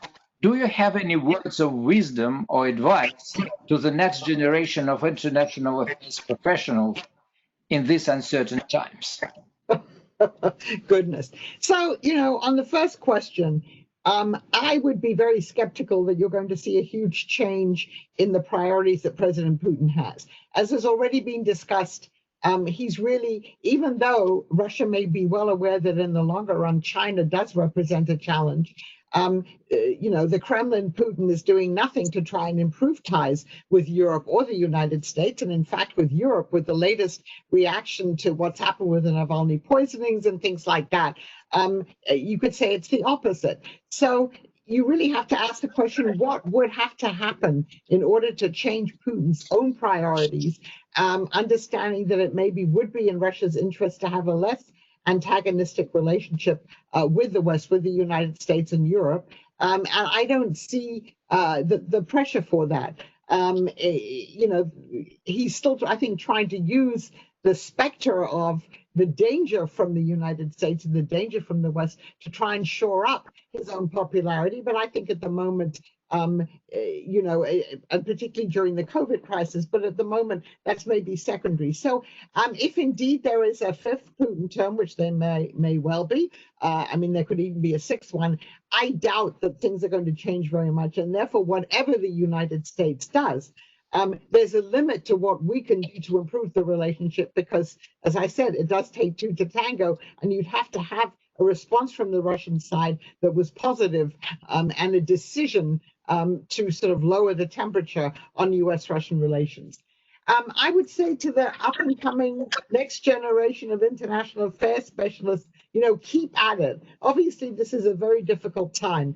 The combination of what's happening in global politics and then the COVID pandemic has caused a lot of uncertainty. And sort of future careers, the future direction.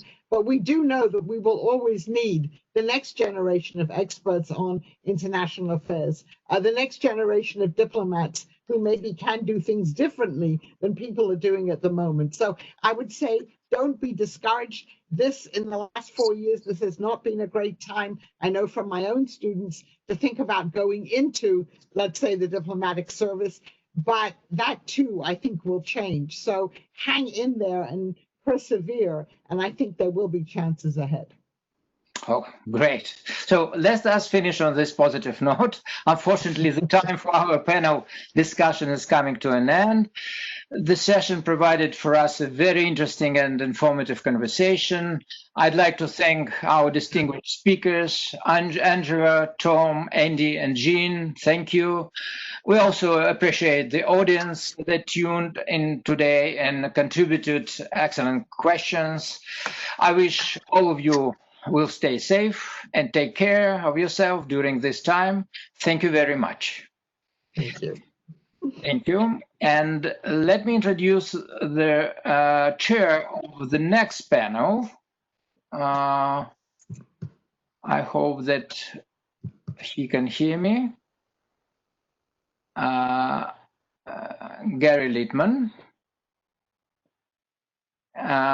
Gary is the Vice President for Global Initiatives at the U.S. Chamber of Commerce, where he is primarily responsible for the Chamber's policy advocacy related to the economic reform agenda of G20, G7, and international financial institutions. He leads the Chamber's participation in a range of global business coalitions and related business summits focused on the ongoing transformation of the framework of global finance.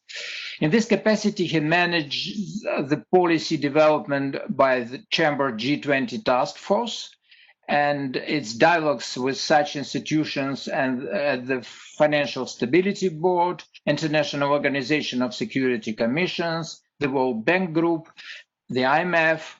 Mr. Littman previously served as the Chamber's Vice President for Europe and Eurasia. In that role, he managed all the programs and staff working on transatlantic relations, both in Washington and in Brussels, as well as project-specific consultants working in EU, Central Asia, and Russia. Gary, the floor is yours.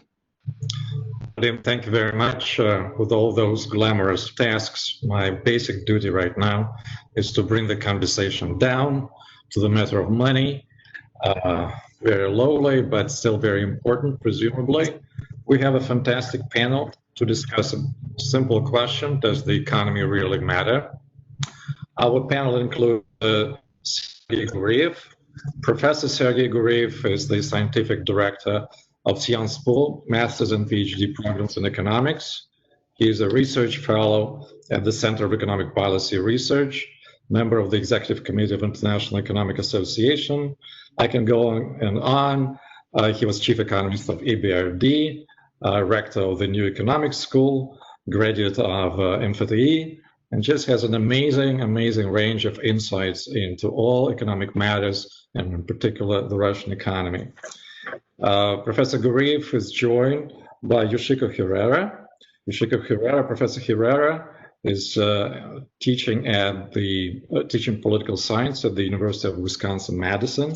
She is a distinguished author of many books, especially on comparative politics, social identity, post-communist politics.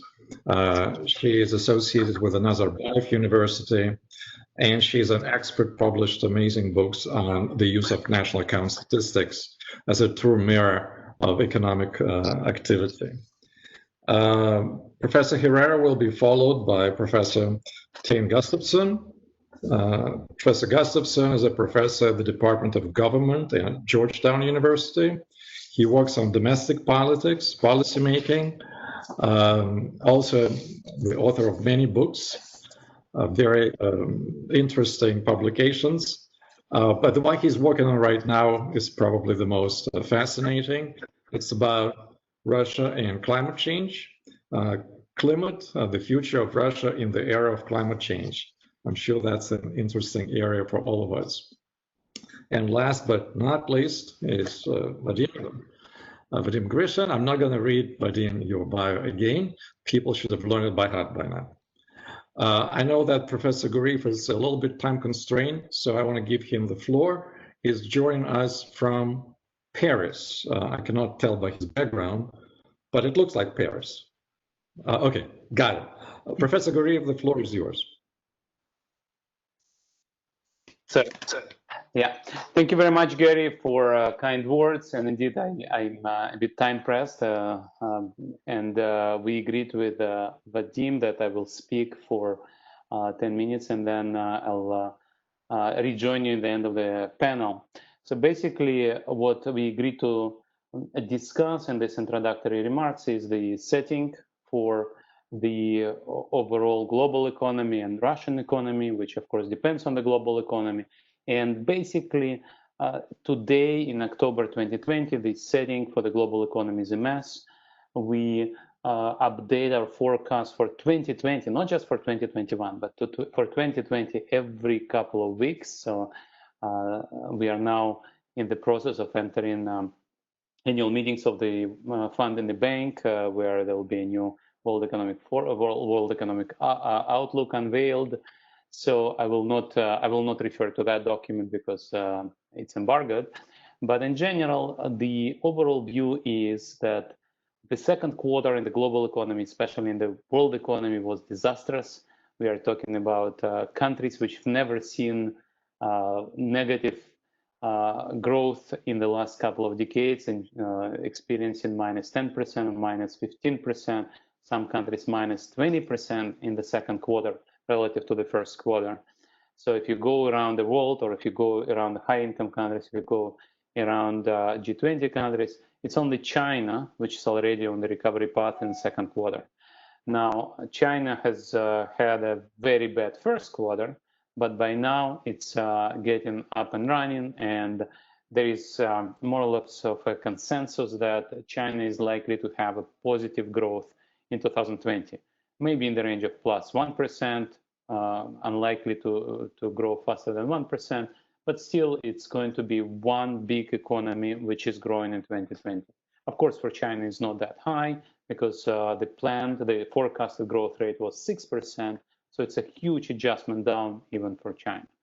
Now, other countries will register, developed countries will register something like -7, -10, some European economies more than 10% decline in 2020. And so for them, it will be a very, very bad year. Now, next year, for most of developed countries, will be a year of recovery. In some countries, this recovery will be incomplete. So United States economy is likely to be, by the end of 2021, below the level where it was in the end of 2019. And that's actually rather a rule than an exception for most of the economies. Now, why does that matter for Russia? Because Russia depends on the global economy. With all the decoupling due to sanctions and counter-sanctions, Russia, at least in one respect, depends on how global economy is doing, and this particular respect is the oil price. Now, the oil price today has recovered quite a bit, and it's in the range of $40, $45 per barrel, which is reasonably comfortable for Russia, where Russia has a break-even rule in its budget of $42 per barrel. There is, of course, a twist to it that Russia breaks even in terms of fiscal revenues and fiscal expenditures only as long as it produces as much as it wants, while the deal with OPEC, the OPEC Plus deal, of course, requires Russia to cut production. So Russia is still facing a fiscal deficit already, of course, in this year, probably next year's. Russia will go to domestic market to borrow because borrowing abroad is hard because of sanctions once again. And so we see that even though Russian government was very conservative in the sense of not borrowing yet, non-spending reserve sovereign wealth fund yet, what Russian government understands is that this year economy is going to be in recession. Next year's recovery is unlikely to be complete. So Russia already suffered from a number of issues before the recession. And I just got an email. I don't know if Gary, if you got this email from Thane, who cannot find the link. So I'm sorry, just to warn you. So Thane doesn't seem to be able to rejoin. But, anyway, so I'll keep talking. So what I'm saying is, even before the coronavirus, Russian economy was in stagnation. And so Putin, when he became president again, Putin 4.0 in 2018, he made a number of promises. And one of those promises was that Russian economy would grow faster than global economy. Global economy before the coronavirus was growing at 3% per year, and Russia was way behind, 1 or 2% per year. And so that was, of course, driven by lack of investment and bad investment climate. So Russia addressed this issue by saying, look, we are not very good in improving investment climate, so let's roll out a public investment program.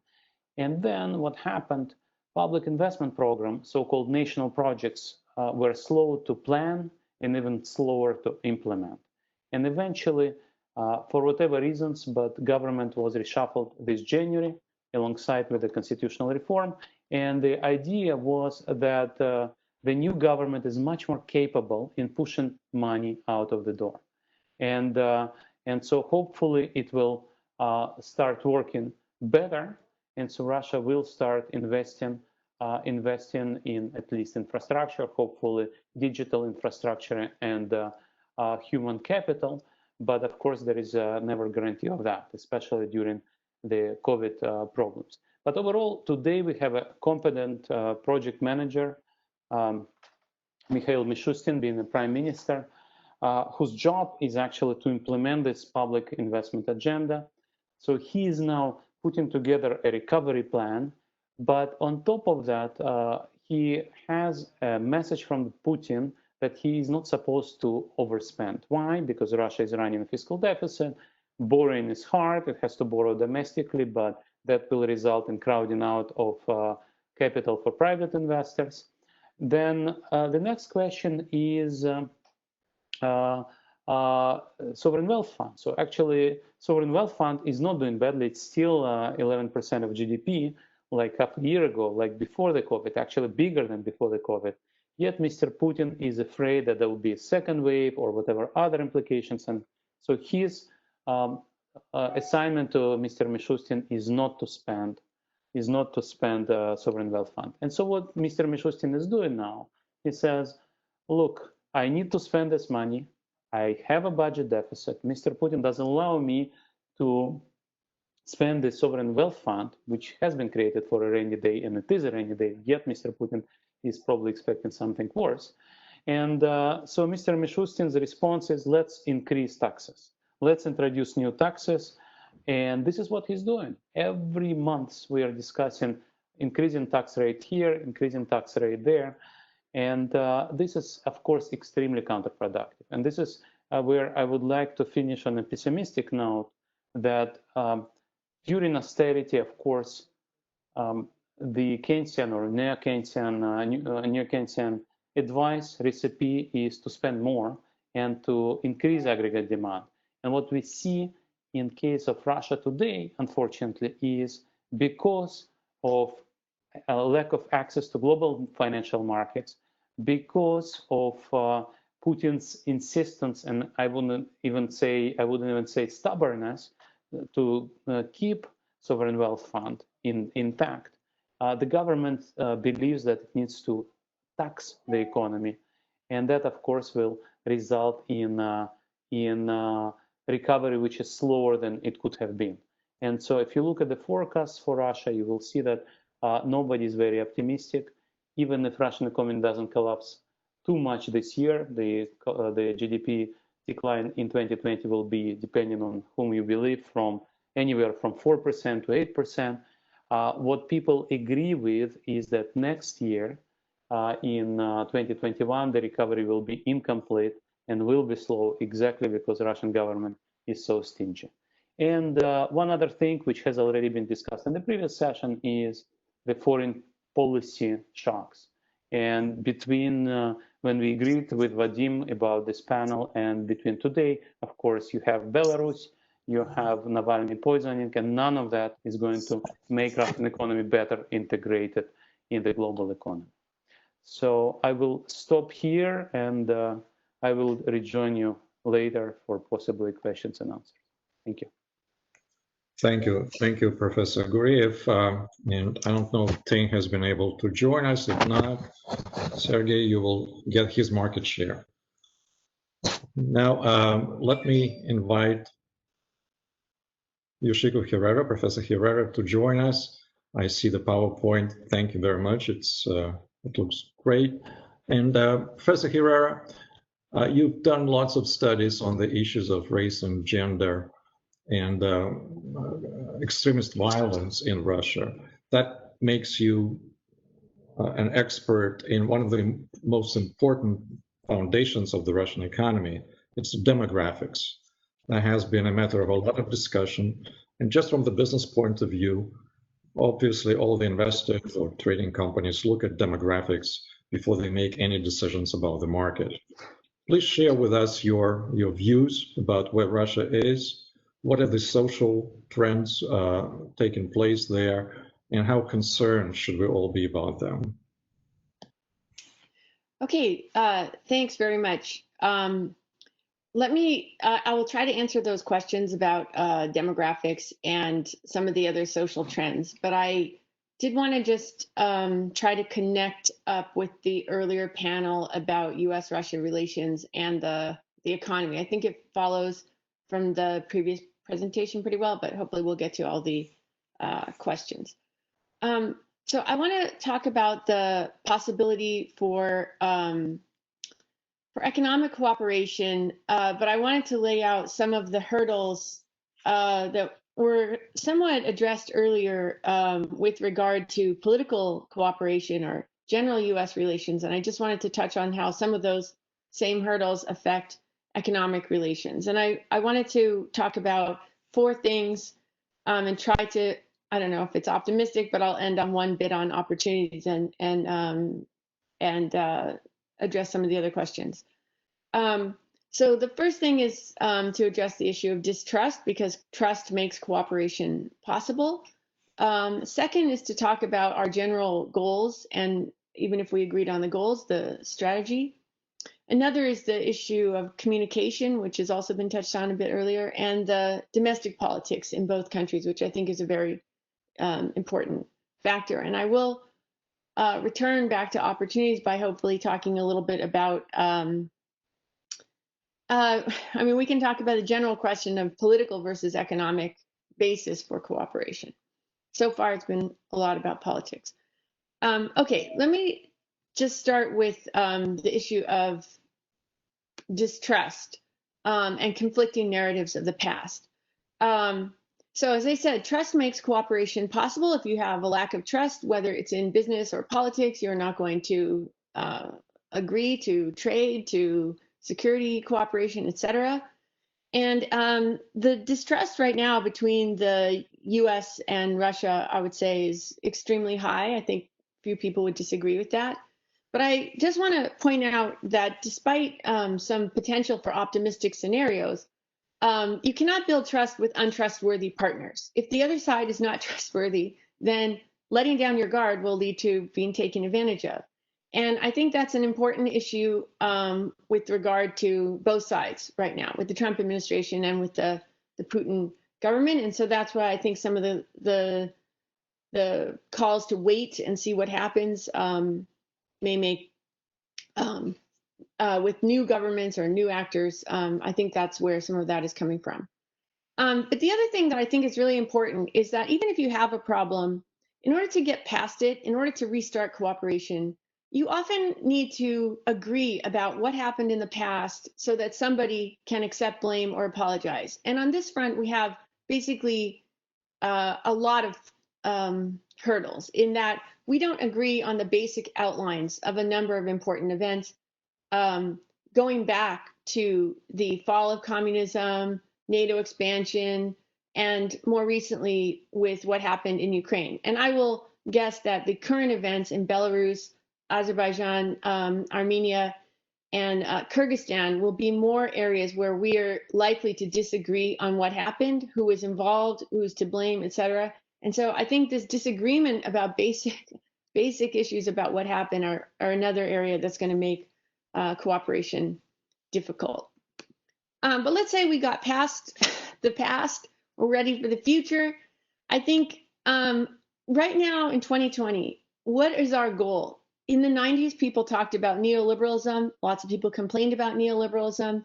But in this Trump age of tariffs and mercantilist politics, it's not even clear that we have a general goal about where we're going with economic relations between countries. And beyond that, the United States has pursued in recent years a policy of economic sanctions and punishment. Obviously, Russia has fallen under that, but other countries have fallen under that. And that impedes cooperation because our motives for using those sanctions are questioned on the Russian side and sometimes by other countries. So the use of economic sanctions by the US, I think, is complicating cooperation in other areas.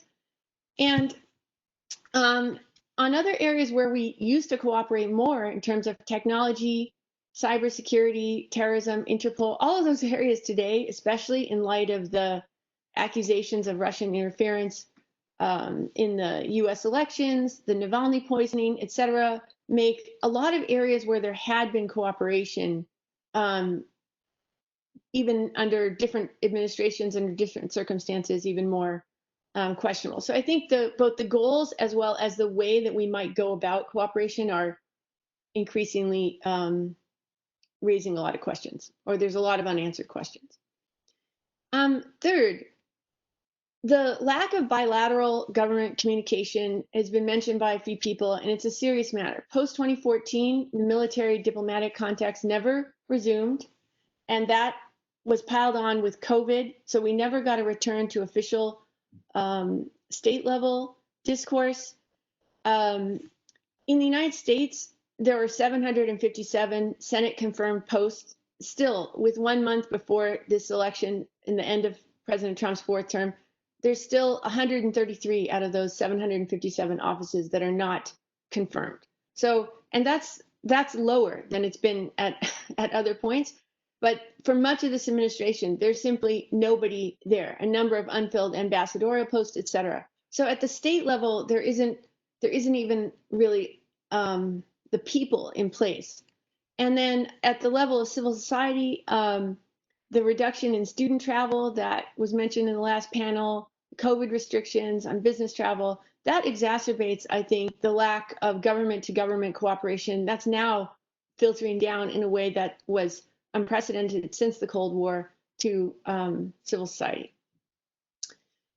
Fourth, and I think this is mentioned by a couple of speakers already, but the politicization of economic relations does not lead to greater openness and more cooperation. There's deep uncertainty about US policy. So it's not just that Putin may be an untrustworthy partner. There's a lot of uncertainty because of the contradictory nature of policy under Trump, where Trump is very pro-Putin, but the rest of the government is not. The sanctions are in place. They're likely to stay there.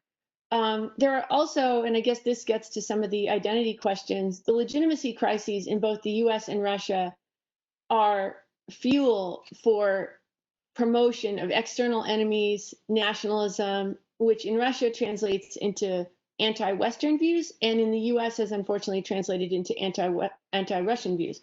So those sentiments at the mass level, I think, at least in the US, are newer in the last few years compared to in the past. And that politicization, again, is difficult for any kind of cooperation. Another thing that I have worked on, and I think does relate to these identity issues, is about economic interests and the objectivity or subjectivity of these economic interests. And here, I just want to point out that we might generally think economic cooperation is in everybody's interest. Everybody would be better off if we had free trade, or everybody would be better off if we had some kind of normal relations. But you can see both in Russia and in the US, the evaluation at the mass level of what is in people's interests is hard to make sense of. The increasing inequality in the US with support of half the population for tax cuts, tariffs, etc. On the Russian side, the analysis of the sources and consequences of sanctions are not straightforward economic understandings that you might hear from somebody who's objectively analyzing the situation. So I think that those are nevertheless politically important. So I think the political instantiation of these economic interests is probably what we need to look at, and that doesn't necessarily lead us to a positive outlook on further economic cooperation. Finally, and I don't know if we want to consider this optimistic or not, but I think one area that you can look for in terms of U.S. economic Russian cooperation is not at the political level, not in between states, but move down to the level of businesses that want to make money. So this may be a controversial point, but I think that Gazprom wants to sell gas and oil, and they're willing to do that. And some countries are willing to buy regardless of what other, some companies are willing to buy regardless of whether other political considerations. There remains a very strong shared interest in camouflaging financial flows by oligarchs all over the world, dictators all over the world. And you can see just the other day, JP Morgan Chase named two new Russian advisors. So the political stalemate is not impeding this kind of cooperation. As many people know, our Secretary of Commerce, Wilbur Ross, was the vice president of the Bank of Cyprus. So there are areas there. I'm not saying that that is good, but there may still be investment based on rate of return, but not other political factors. So I would say these are not small scale. They're large amounts of money, but they're not democratic. They're not trade in the way that people think of trade leading to everything good. But they are a narrow range of activities for kind of more decentralized type of economic cooperation. And just to note in the final minutes some of the other factors, I think the demographic factors, resources, etc. And Russia is a rich country, and there's a lot of objective interest in investment. There are obviously workforce issues and things like that, but the political hurdles to making financial commitments and things like that are probably going to be in the short term more important than the underlying resources or labor market availability, would be my sense. And I would say these identity factors in terms of nationalism and anti-Western or anti-Russian sentiment are also going to be really important factors if we want any sort of government cooperation. But I think, unfortunately, in the current era, those sentiments, even at the mass level, are probably going to have more of an effect than they had in previous decades. And I will leave it at that. Thank you very much. Thank you, Professor Herrera. I don't think Tane has been able to join us yet. Am I correct? Vadim, that's correct. So just move to Vadim, and I'll continue to work with Thane. Vadim, you're on the spot, and I'd like to preface your remarks with a sort of basic question. We've been talking about the Russian economy. It's smaller than the economy of Italy. Why does it even matter what happens in the Russian economy? Why does it matter to us, to the global economy? It's a two-bit player with lots of problems, declining in its demographics and surrounded by sanctions. Why is it so important? It's a great question.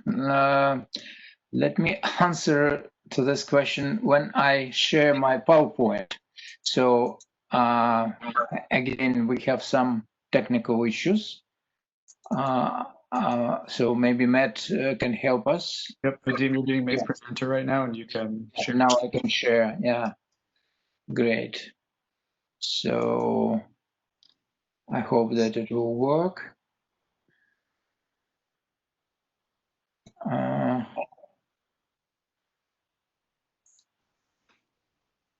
So can you see my PowerPoint? No? No. No, but we can't see it. Okay, sorry. Let me try again to share. Yeah, screen. PowerPoint. Very good. Yeah, you can see it. Yeah, very good. Let me come back to this at the end of my presentation, to this question. And thank you, Gary. So, distinguished speakers of our panel have already analyzed different aspects of US-Russia economic interaction in the global macroeconomic framework and in the various sectors of both countries' national economies. And from that perspective, I'd like to focus on structural issues of US-Russia economic relations. I will do several bullet points in my presentation, which by themselves will likely not be fully complete, but hopefully will enable us to engage in a wider conversation. In this bullet point, I'd like to point out that economic relations between the two countries have always been disproportionately low. Even in the best of times, Russia has never reached the top 20 group and now ranks 31st among US trading partners. If we use as a reference point the BRICS countries, that community of large emerging economies which Russia belongs to, you will know that US trade with China is 80 times greater, and despite current trade wars, China remains among the 3 leading US trading partners. India is in 9th position, and its trade with the US is 4 times greater. Brazil occupies 3rd place, and its trade with the US is 3 times greater. And only South Africa, whose economy is 4 times smaller than Russia's, is a little behind Moscow. Among the low-range countries, Indonesia's trade volume with the US is likely to overtake Russia's this year. Multifunctional regression have shown us that, unlike other BRICS countries, Russia's economic relations with the US are practically not correlated with the economic growth in either of the two countries. So the question is, what factors have a significant impact on the bilateral trade between those two countries? And the answer is quite simple: geopolitics and commodity price fluctuations due to existing trade structure. My second point is that the commodity-dominated configuration of Russian goods exported to the US was formed during the 2000-2005 period and has not significantly changed since then. Crude oil, fuel oil, and petroleum products have been the core pillars of the bilateral commerce between those two,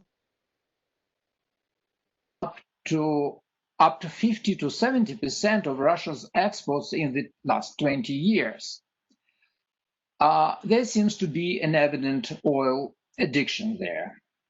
As can be seen on the next slide, the volume of Russian oil supply since 2014 has slipped somewhat, then stabilized, and recently has begun to grow again. What is the reason for that relative constancy of Russian oil imports? There are several factors at play, the most important being the technological adaptations of American refineries to heavy crude as a result of a multi-billion-dollar modernization process in the early 2000s. Other factors include a system of long-term contracts between Russian oil producers and international oil traders. However, the major factor supporting Russian supply growth in recent years has been the decline in sales of heavy and extra heavy Venezuelan oil to the US market, with Russian oil companies, primarily Rosneft, having become beneficiaries of the protracted Venezuelan crisis. An increase in Canadian crude supplies quickly substituted for the reduction of Venezuelan oil in the US market, with Russia still providing a share of the substitution process. What can we expect from all this in the future?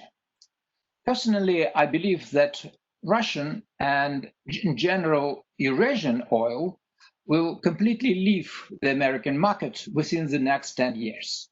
And probably during that time, Venezuelan oil supplies to the US will resume and will replace Russian oil. The pendulum again will be swaying in an opposite direction. Other factors will also play a part. There will be growing competition from Canada, a decreasing dependency in oil export to the US economy, which will be coupled by increasing US energy. In other words, the short-term business rationale behind the sustainability of US oil imports from Russia cannot overcome strong headwinds in the US energy sector, facing all oil importers. What does it mean for bilateral trade between America and Russia? It will likely halve in the foreseeable future, and this will happen regardless of a reduction or an increase in sanction pressure. That process may go even faster if OPEC Plus agreements collapse. As we know, a pause in extension of OPEC Plus agreements at the beginning of this year led to a contentious struggle for oil market shares between Moscow and Riyadh, especially in Europe and Asia. Next slide. You see at that time an unexpectedly aggressive growth curve of Saudi oil supplies to the US from March to April, and similarly symmetric drop in Russian oil supplies to the US market. So in my third bullet point, I would like to ask if there are goods, services that can compensate for the washed out oil segment of bilateral trade. The answer is unambiguously no. Under the current trade structure, there are no such goods, and they are unlikely to appear because US-Russia trade is primarily determined by the current state of the Russian economy. The second most important, let's back this slides. Yes, most important goods that the US imports from Russia are metals. Russian metals imports have, and we can see their share here, have been fairly resilient to market fluctuations, strong competition, and regulation. Along with oil, metals form about 80% of total US imports from Russia. Nevertheless, we can unlikely expect any dramatic change in current flat trends of their sales in the US market. Maybe with one exception, titanium products. Global production capacity of titanium is limited while demand is growing. However, this potential growth will never be able to compensate for oil loss. Another significant segment in bilateral trade is nuclear fuel. You can see here this segment. And but again, the upside risk in this sensitive area of interaction are minimal, and the downside risks are incomparably higher. Let's also look at the group of high-end products that can be seen mostly as the legacy of the Soviet past and not as a harbinger of future economic relationships. In the area of cheap and rather efficient Russian engines that have been used to launch US rockets into space for about 20 years, most experts believe that the appearance of new, effective, competitive rocket engines produced by private American companies, in particular by Elon Musk, considerably limit development prospects of Russian engines. Unfortunately, promising new areas of cooperation that have emerged in the IT sector and in the area of engineering services in the aerospace industry had reduced impact and done little to renew economic cooperation as a whole.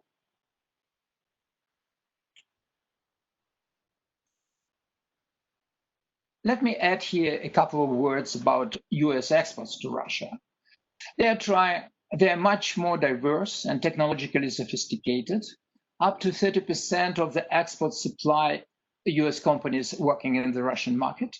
But outside of that, US exports to Russia continue to stagnate because of dropping consumption levels affected by an ongoing Russian economic crisis, a deep-ruble devaluation, and Western sanctions, which have been followed by Russian counter-sanctions. Thus, that the current model of US-Russia trade is obsolete, exhausted, and doomed to decline. Imports are resource-oriented, and their major groups of goods have a limited capacity to grow, and they lack hedging mechanisms while facing global market volatility and political pressure. Overall, US exports to Russia are unsustainable due to bilateral political tensions, a deteriorating investment climate, and changing domestic policies. New prospects for bilateral economic relations can be opened up only with modernization, technological innovation, and structural transformation of the Russian economy. Nevertheless, reforms in that area will only be possible with profound changes in Russia's legal and political system. Finally, a few short comments on some new trends affecting economic relations and the decision-making process of different businesses. Let's go to the area of geopolitics first. Despite all Russia's attempts to self-isolate and reduce the influence of external factors, we are witnessing an unusual phenomenon now that the US presidential debates have directly affected the ruble exchange rate. We wouldn't have imagined such a causality of even 4 years ago. Geopolitical considerations have also dictated a decision taken by the Russian central bank to significantly reduce its reserves in dollar-denominated assets. From 2017 to 2018, Russia's US Treasury holdings dropped from $105 billion to $15 billion, and presently the holdings have dropped even further. This reduction has not been economically profitable and has resulted in multi-billion-dollar financial losses, while geopolitical concerns have prevailed. At the same time, there has been a fragmentation of foreign policy decisions as we move away from a monopolar world in international affairs and experience growing polarization of domestic political life in different countries. Because of this, President Trump has acted as a broker for the OPEC Plus agreement, pushing Moscow and Riyadh to sit at the negotiating table, while a fierce battle continues around the Gazprom Nord Stream 2 gas pipeline and American LNG supplies to Europe. Thus, the balance between geopolitics and commercial interests has become much more fluid and, in some cases, blurry. Looking at the foreseeable future, we cannot also discount the formation of new global technology platforms. It's obvious that competition between the Western technological platforms and the Chinese technological platform will increase. There are still options as to whether there will be one Western technological platform or two, one using an Anglo-Saxon model and the other using an European model. But at this point, there is almost no question that there will be a Eurasian space model, which is likely to be integrated to the Chinese technological platform. And Moscow's desire to maneuver between different platforms will unlikely be realized. To sum up, the future of US-Russia economic relations will depend on three main factors: on Moscow's ability to introduce deep reforms and modernize its economy and its legal and political system, on the continuing balance of the geopolitical and economic interests of both countries, which eventually might determine prospects for lifting sanctions measures, and on Russian belonging to one of the technological platforms that could either facilitate or complicate future US-Russia economic cooperation. Let me stop here to have more time for the most interesting part of our discussion, the Q&A session. Thank you, Gary. Thank you, Vadim. I think we're still waiting for Kane to possibly join us. Let me offer a question. Actually, we got a few questions that are similar, and they all go to the current challenges of the COVID pandemic. How does the pandemic change the Russian economy? They've seemed to be fairly resilient, at least as resilient as many other countries. So is that a sign that the Russian economy may be a little bit healthier than we thought it was? Is it just a temporary issue? So let me combine the questions we got from Christina Morgan and Emma Handel, I think they're students at GW, and talk about implications from COVID, both in terms of the direct economic impact and the external shock on the system and its resilience. Professor Herrera, can I ask you to comment first?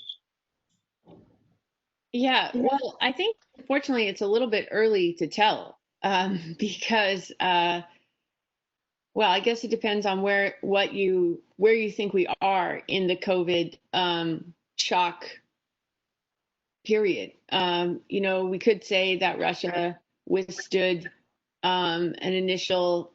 First, it was looking pretty good, not too bad, and then looking worse, and they shut a lot of things down. Then they reopened. Now they're taking measures to shut different things down in order to combat it again. So I think it's going to be hard to tell. I mean, nobody, I don't think, would say it's. I can't really see any positives to it other than for this kind of web-based meeting technology companies. But in terms of the overall Russian economy, I don't really see how. I don't think right now we can see what the overall effects of COVID are, and I can't see, especially with the travel, the restrictions on travel, how that's going to be associated with any kind of small-scale development. It's possible that the larger companies don't need to, they already know each other, they already are working together, and so maybe some of the larger oil and gas segments of the economy will be less affected by it. Vadim? Yeah, I believe, as Yoshiko said, that it's too early because we are just at the beginning of this painful and long-term process, which affect all economies around the world, including the Chinese economy. And we can see the low oil prices, which is very sensitive for Russian economy, and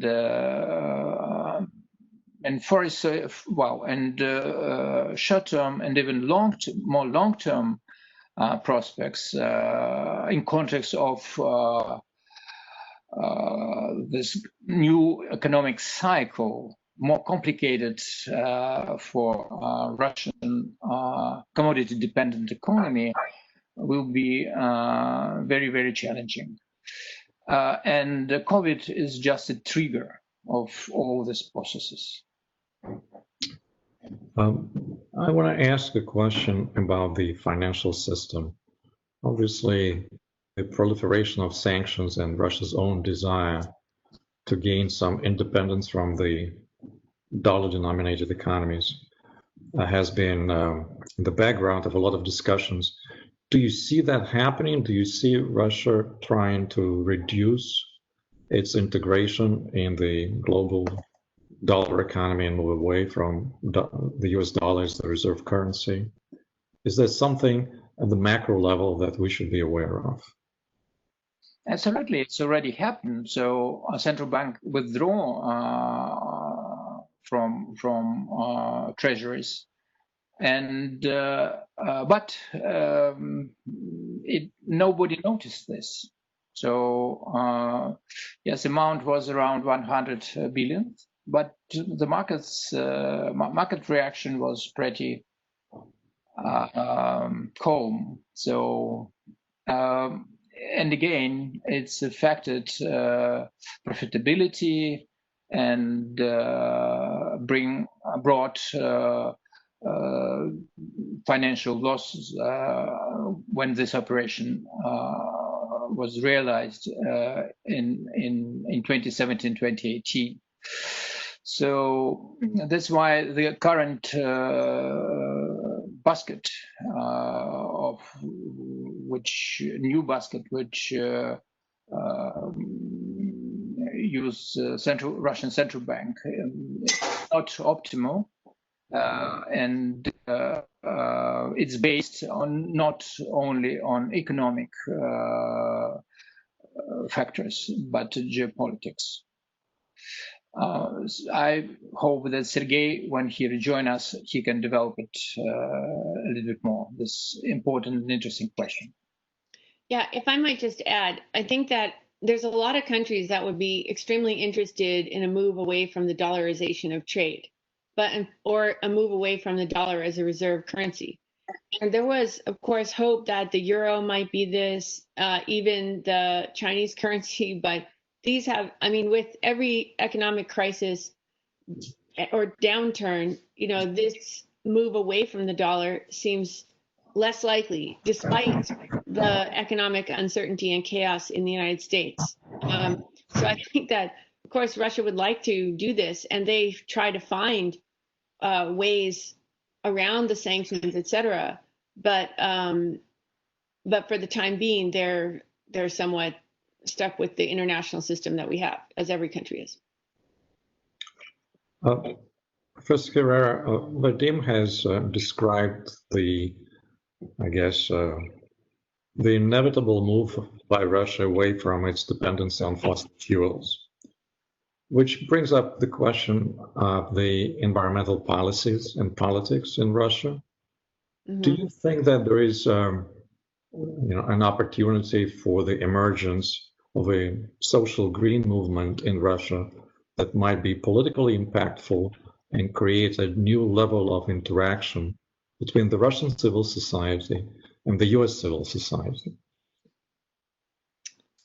Yeah, well, this is a great question. And I think there's a couple of things. In terms of cooperation, there is an area where environmentalists from the US and Russia cooperate against fossil fuel industries, and that's in the Arctic. And the Arctic has shown that the national conflicts between, that is the US versus Russia versus other countries, that's kind of dissipated in terms of the environmentalists versus the oil companies. So the oil companies are sort of aligned against environmentalists. So in a way, the Arctic is an area of cooperation on the environment, not going that well, but that's one area.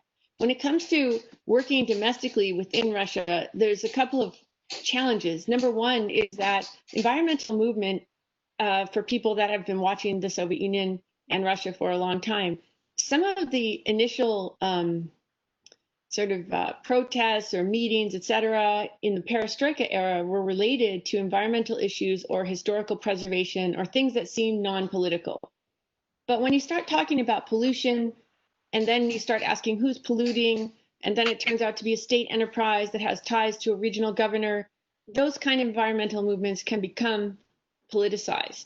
So even though it seems like you could sort of separate that off, I think there's a general danger that environmental activism can be seen as political. And similar when talking about anything related to nuclear waste, et cetera, then you're already in a security realm. So I think that makes it dangerous. That just is an added danger for Russian civil society activists. And that puts them kind of in the same boat of other political activists who are facing a lot of pressure. I mean, Navalny's poisoning is just the latest example of just how much pressure opposition figures are under, how much pressure they're under in Russia. And the current environment in the US in terms of environmental activism, certainly from the US government side under the Trump administration, is not, it's not really a world leader in that realm. Beyond being neighbors in the Arctic and in space, we obviously neighbors with Russia in cyberspace, comes in the minds of people who consume all the digital entertainment. I was looking at this survey by the American Chamber of Commerce in Moscow. They do an annual survey with Ernst & Young on the possible US investment plans in the Russian economy. There's a lot of IT and entertainment, which is kind of surprising if you think about that.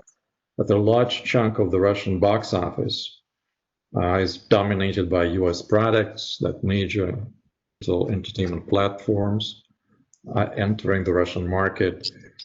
Do you think that that's an attempt by the Russian authorities to keep their market fairly open so they get an edge in innovation, learn something, or that they just look at US investment in kind of youth culture as a benign influence that they don't have to care about?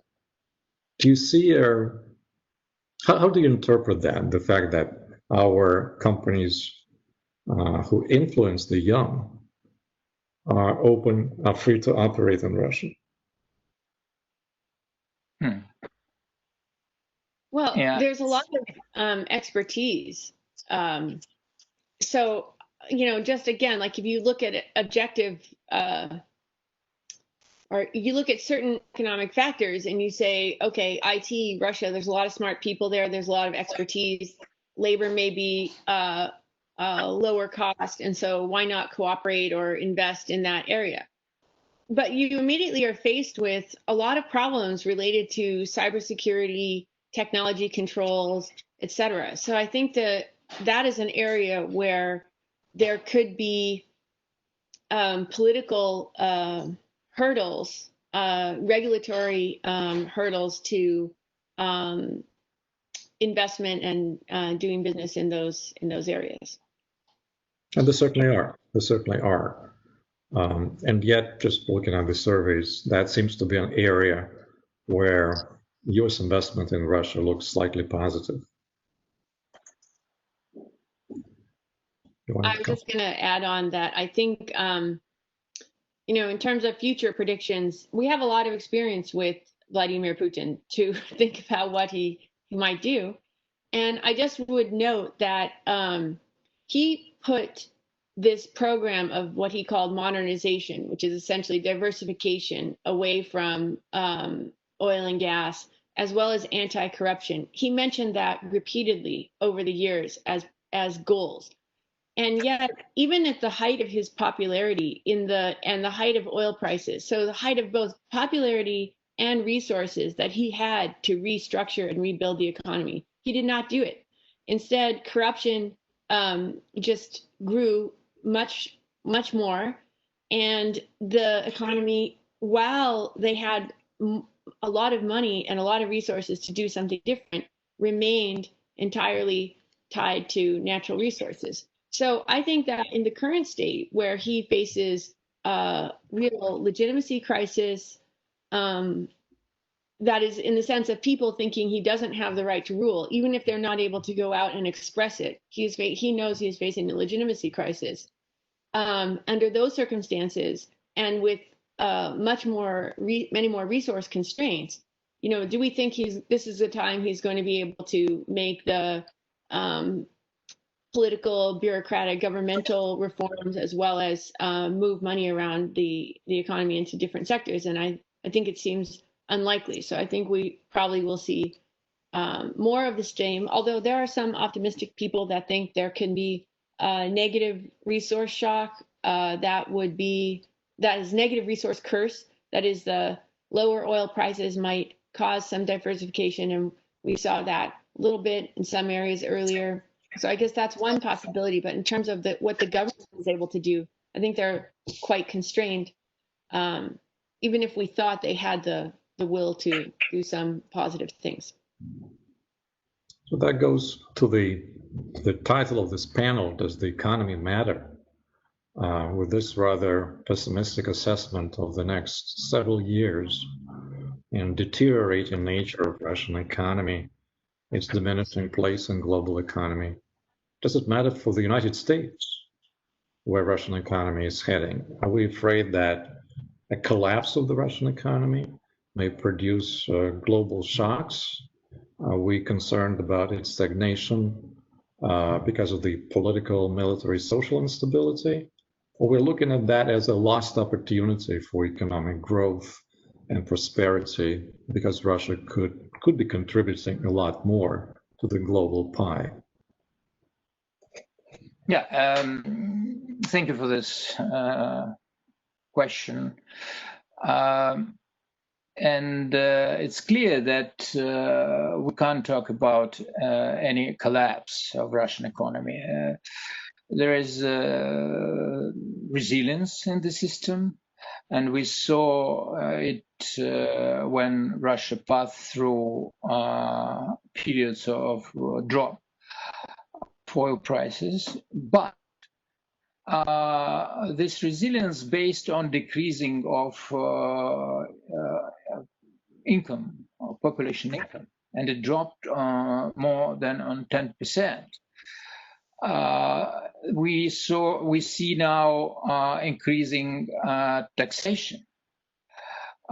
So let's put it in this way: that economic miracle, which happened in the initial period of Putin's presidency in early 2000, all these major instruments which were used to incentivize economy now lost or withdraw. But again, the borrowings or lending abroad are limited. All major problems postponed. But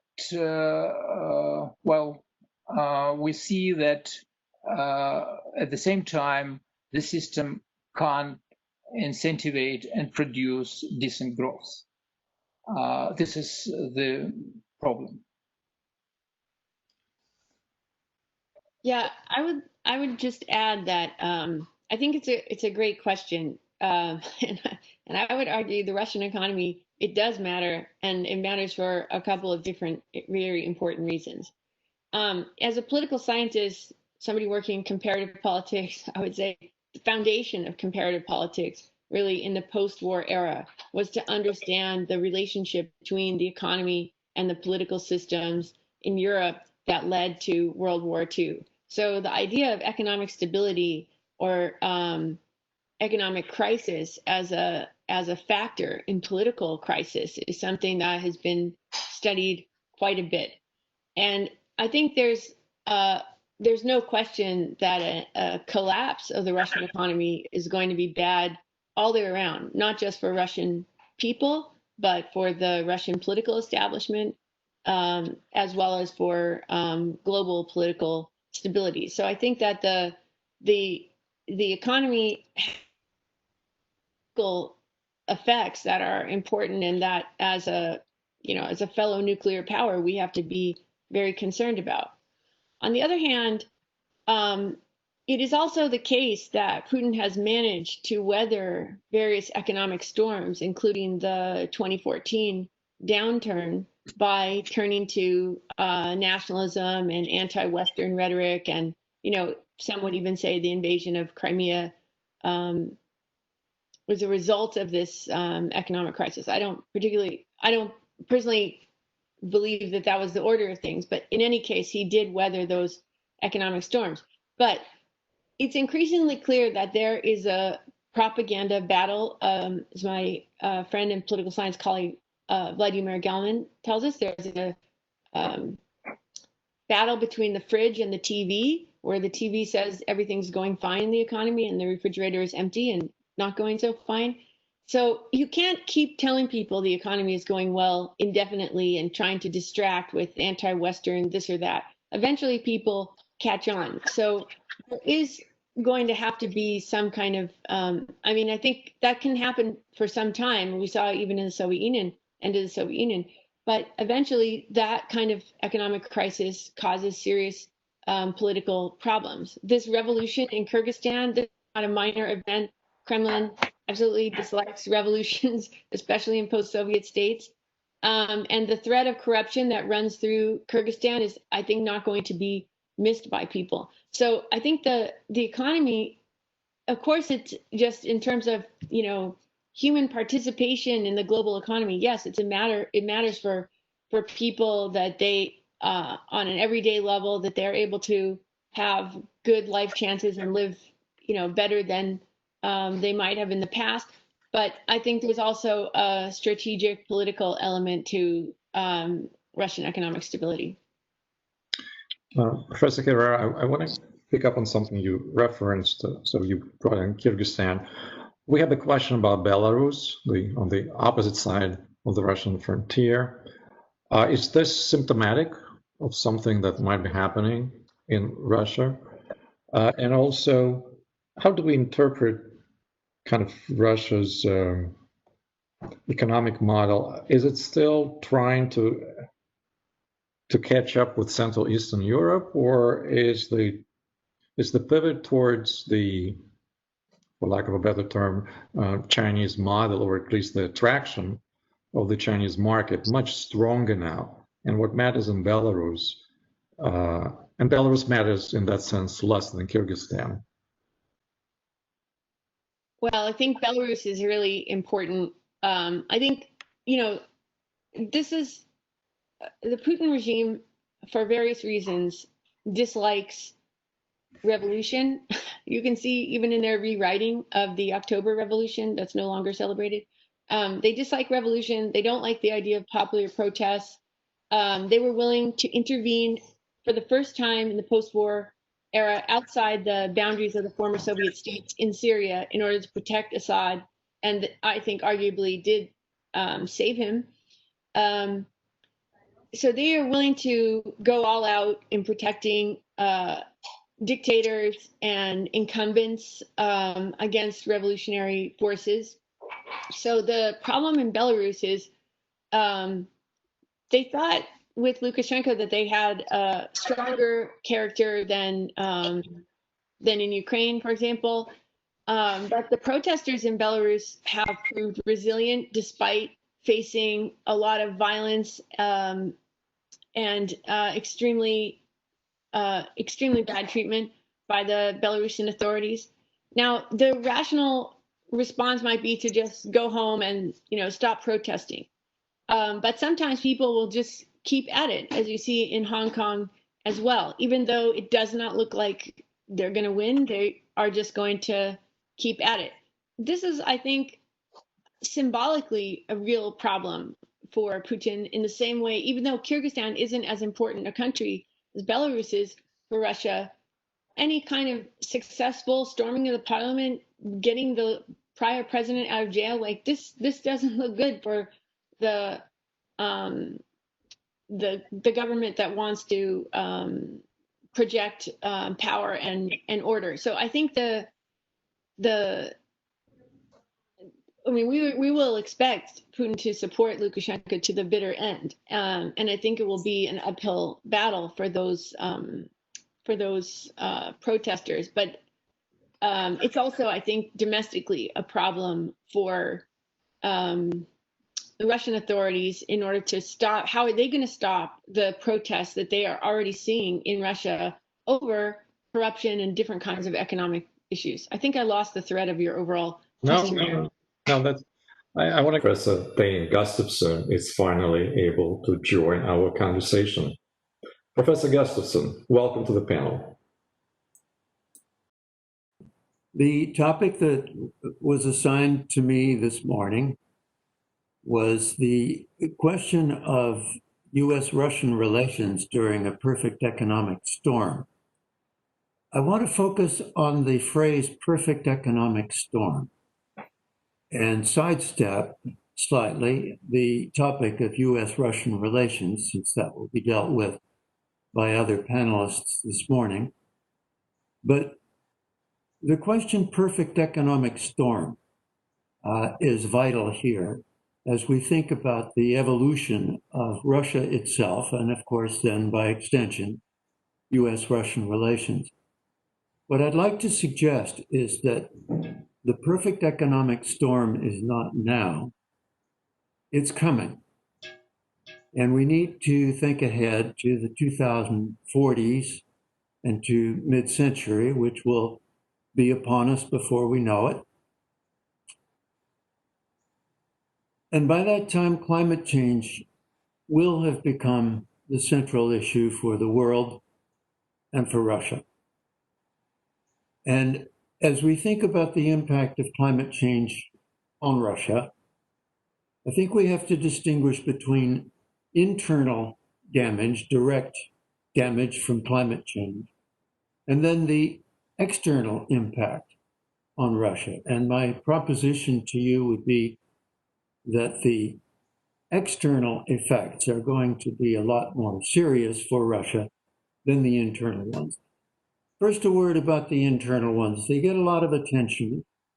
Melting permafrost, for example, the sudden appearance of mammoths and other buried animals as the ice melts.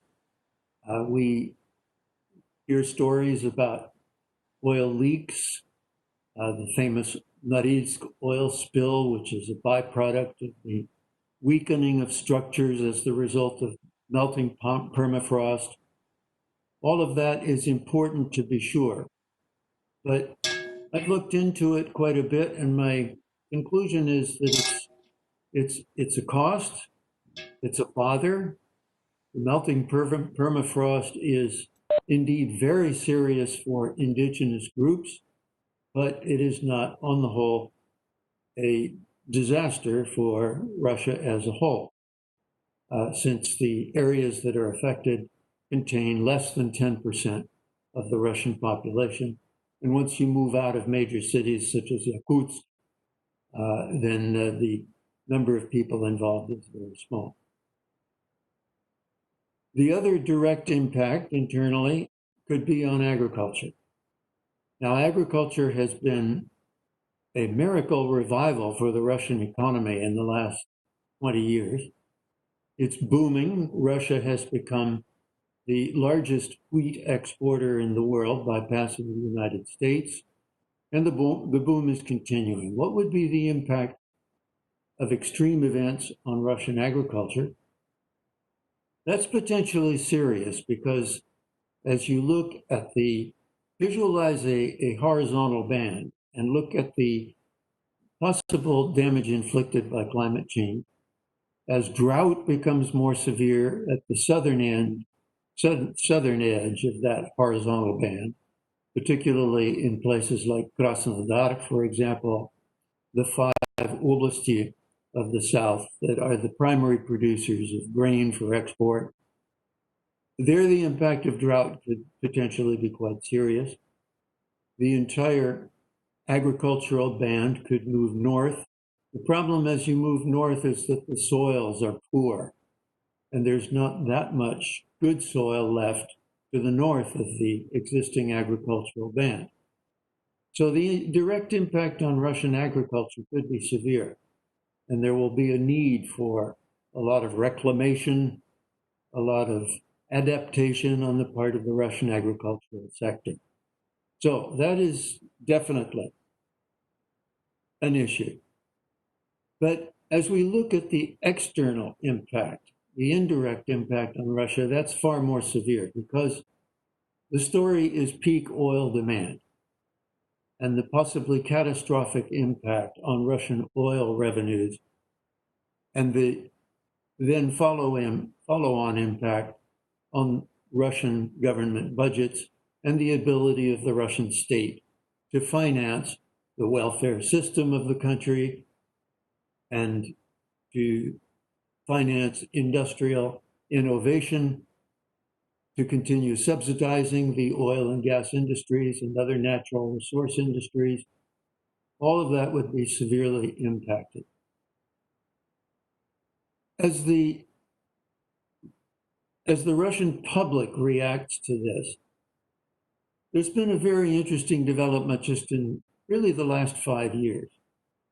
The peak oil narrative has come to Russia big time. All of a sudden, peak oil scenarios have become practically a cottage industry in the various ministries and companies of Russia. Look particularly at the Skolkovo Institute, School of Business's energy program, run by the excellent Tatyana Mitrova, and you will see the range of Russian reports, Russian thinking, all of this in consultation relations to the Ministry of Energy, for example. All of this has become very, very prominent as a subject of conversation in Russia. Russian companies have also gone green, one might say. They are now publishing annual reports on the environmental, social, and governmental programs that they are implementing. At the same time, there is a very noticeable disconnect between all this buzz of activity on the one hand and actual measures taken on the other. There's also a very sharp divide between all this activity, particularly among consulting groups, and the reflection of that in the Kremlin, and particularly pronouncements by President Putin on the Kremlin website. President Putin has fallen virtually silent on the subject of climate change. And of course, for good reason, because this year, 2020, marks the advent of the COVID pandemic, and President Putin has had other things on his mind. But he remains a very reluctant recruit to the whole climate change story, and particularly he rejects the peak oil demand scenario. Instead, he focuses on gas, and particularly on LNG. So what I've tried to do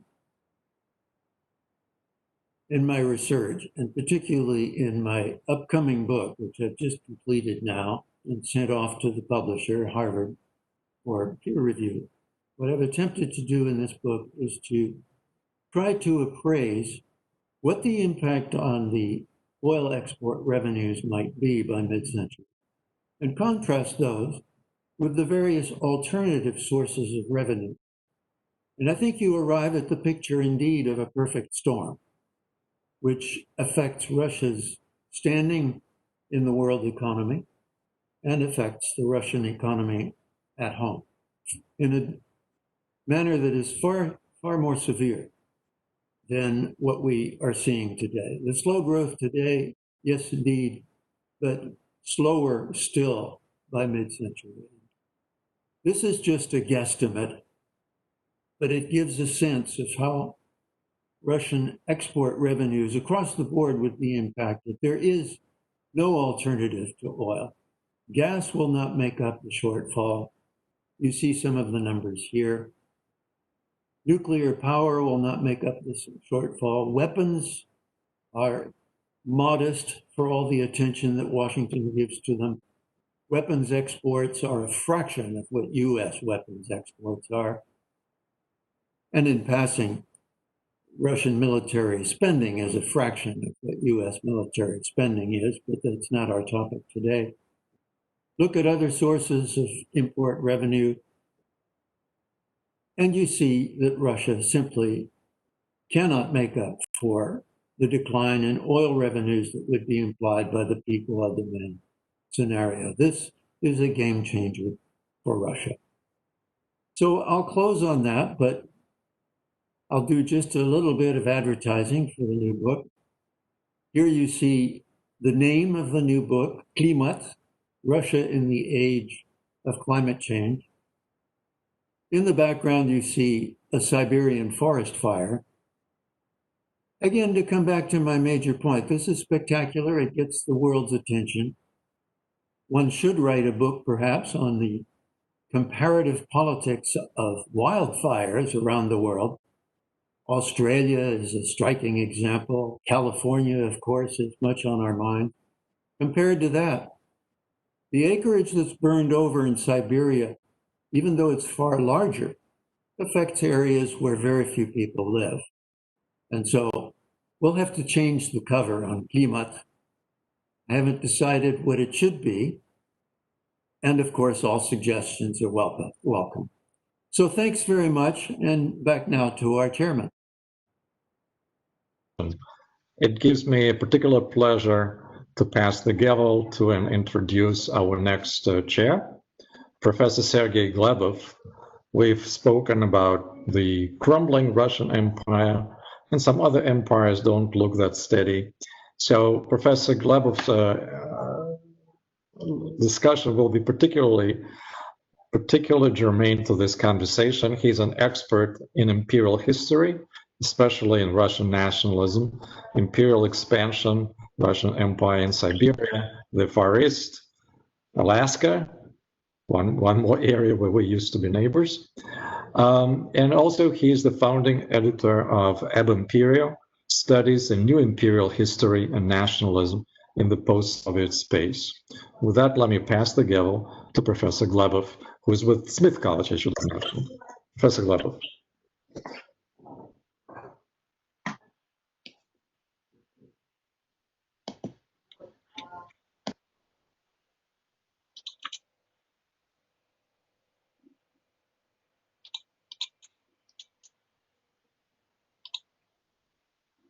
Hello, can you hear me? Yes, we can hear you. I'm not sure why we cannot see each other. Can you see me? No. No, we can't at the moment. Okay, let me just speak then. There is something clearly going on with the video. Okay, so first of all, let me welcome you all to this panel. National factors and communication, challenges in international relations. We lined up a set of speakers, excellent experts who can discuss various aspects of this panel. So I'm going to introduce each speaker before they make their presentation, and then after the presentation, the Q&A. Our first speaker will be Victoria Zhuravlyova, chair of the Department of American Studies at the Russian State University for the Humanities in Moscow. The title of her presentation is Self-Other Abolition in the Context of US-Russian Relations from 2016 to 2020. And I should also add that the speakers should count on about 12-15 minutes for their presentation. Victoria, the floor is yours. It looks like we're having an issue with Victoria joining the session as a panelist. So if possible, we could move on to Ivan's presentation and I'll work with Victoria. Okay, very good. Let me then briefly introduce Ivan and give the floor to him. Ivan Gurila, our next speaker in line, is a professor at the European University in St. Petersburg, a distinguished university in Russia, and Ivan is one of Russia's leading experts on US-Russian relations. The title of his presentation is Shifting Identities and Updated Images of US-Russian Relations.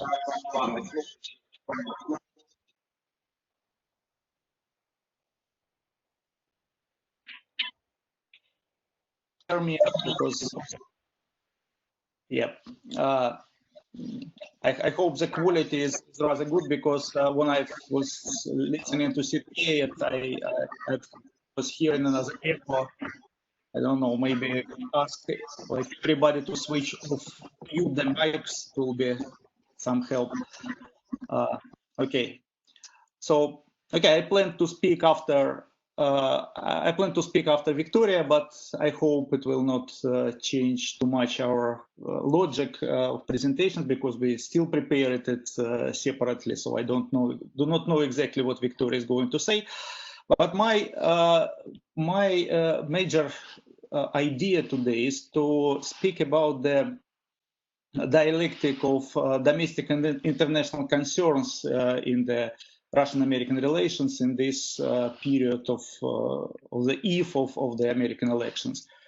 You know, for the United States, Russia and Russian factor for at least for the last several years was mostly, and I believe there was mostly a domestic, most of all, domestic concern and domestic part of the domestic agenda of the American politics.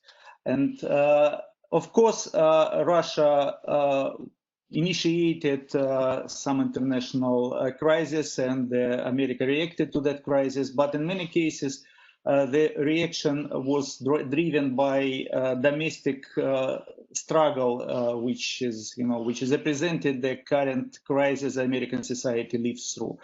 And I would say that from this point of view, the use of Russia in the American politics during at least the last 4 years, and maybe even more, was part of the American culture wars.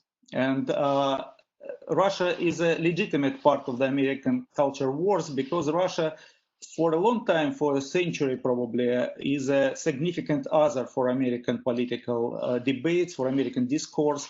And Russia was used during the Cold War, before the Cold War, and during the last decade as a, dark twin. And I guess that Victoria will speak about that in more details. So Russia, American discussion about Russia is for the last part, not for 100%, but for the major part, is actually a discussion about America. It's about American identity and American struggle for identity. So discussing its domestic problems, domestic ideas. And certainly during such a crisis that America lives through, discussion about Russian meddling, about Russian connections of different political forces in the United States, and about Russian role in the international relations is dictated to a large point by very similar factors as that removal of monuments, to historical monuments in the United States, discussions about the new social movements and new cultural approaches to the familiar past and familiar symbols. That is why I insist that Russian role in the Russian discussion and Russian role in the American public discourse is mostly domestic and not international.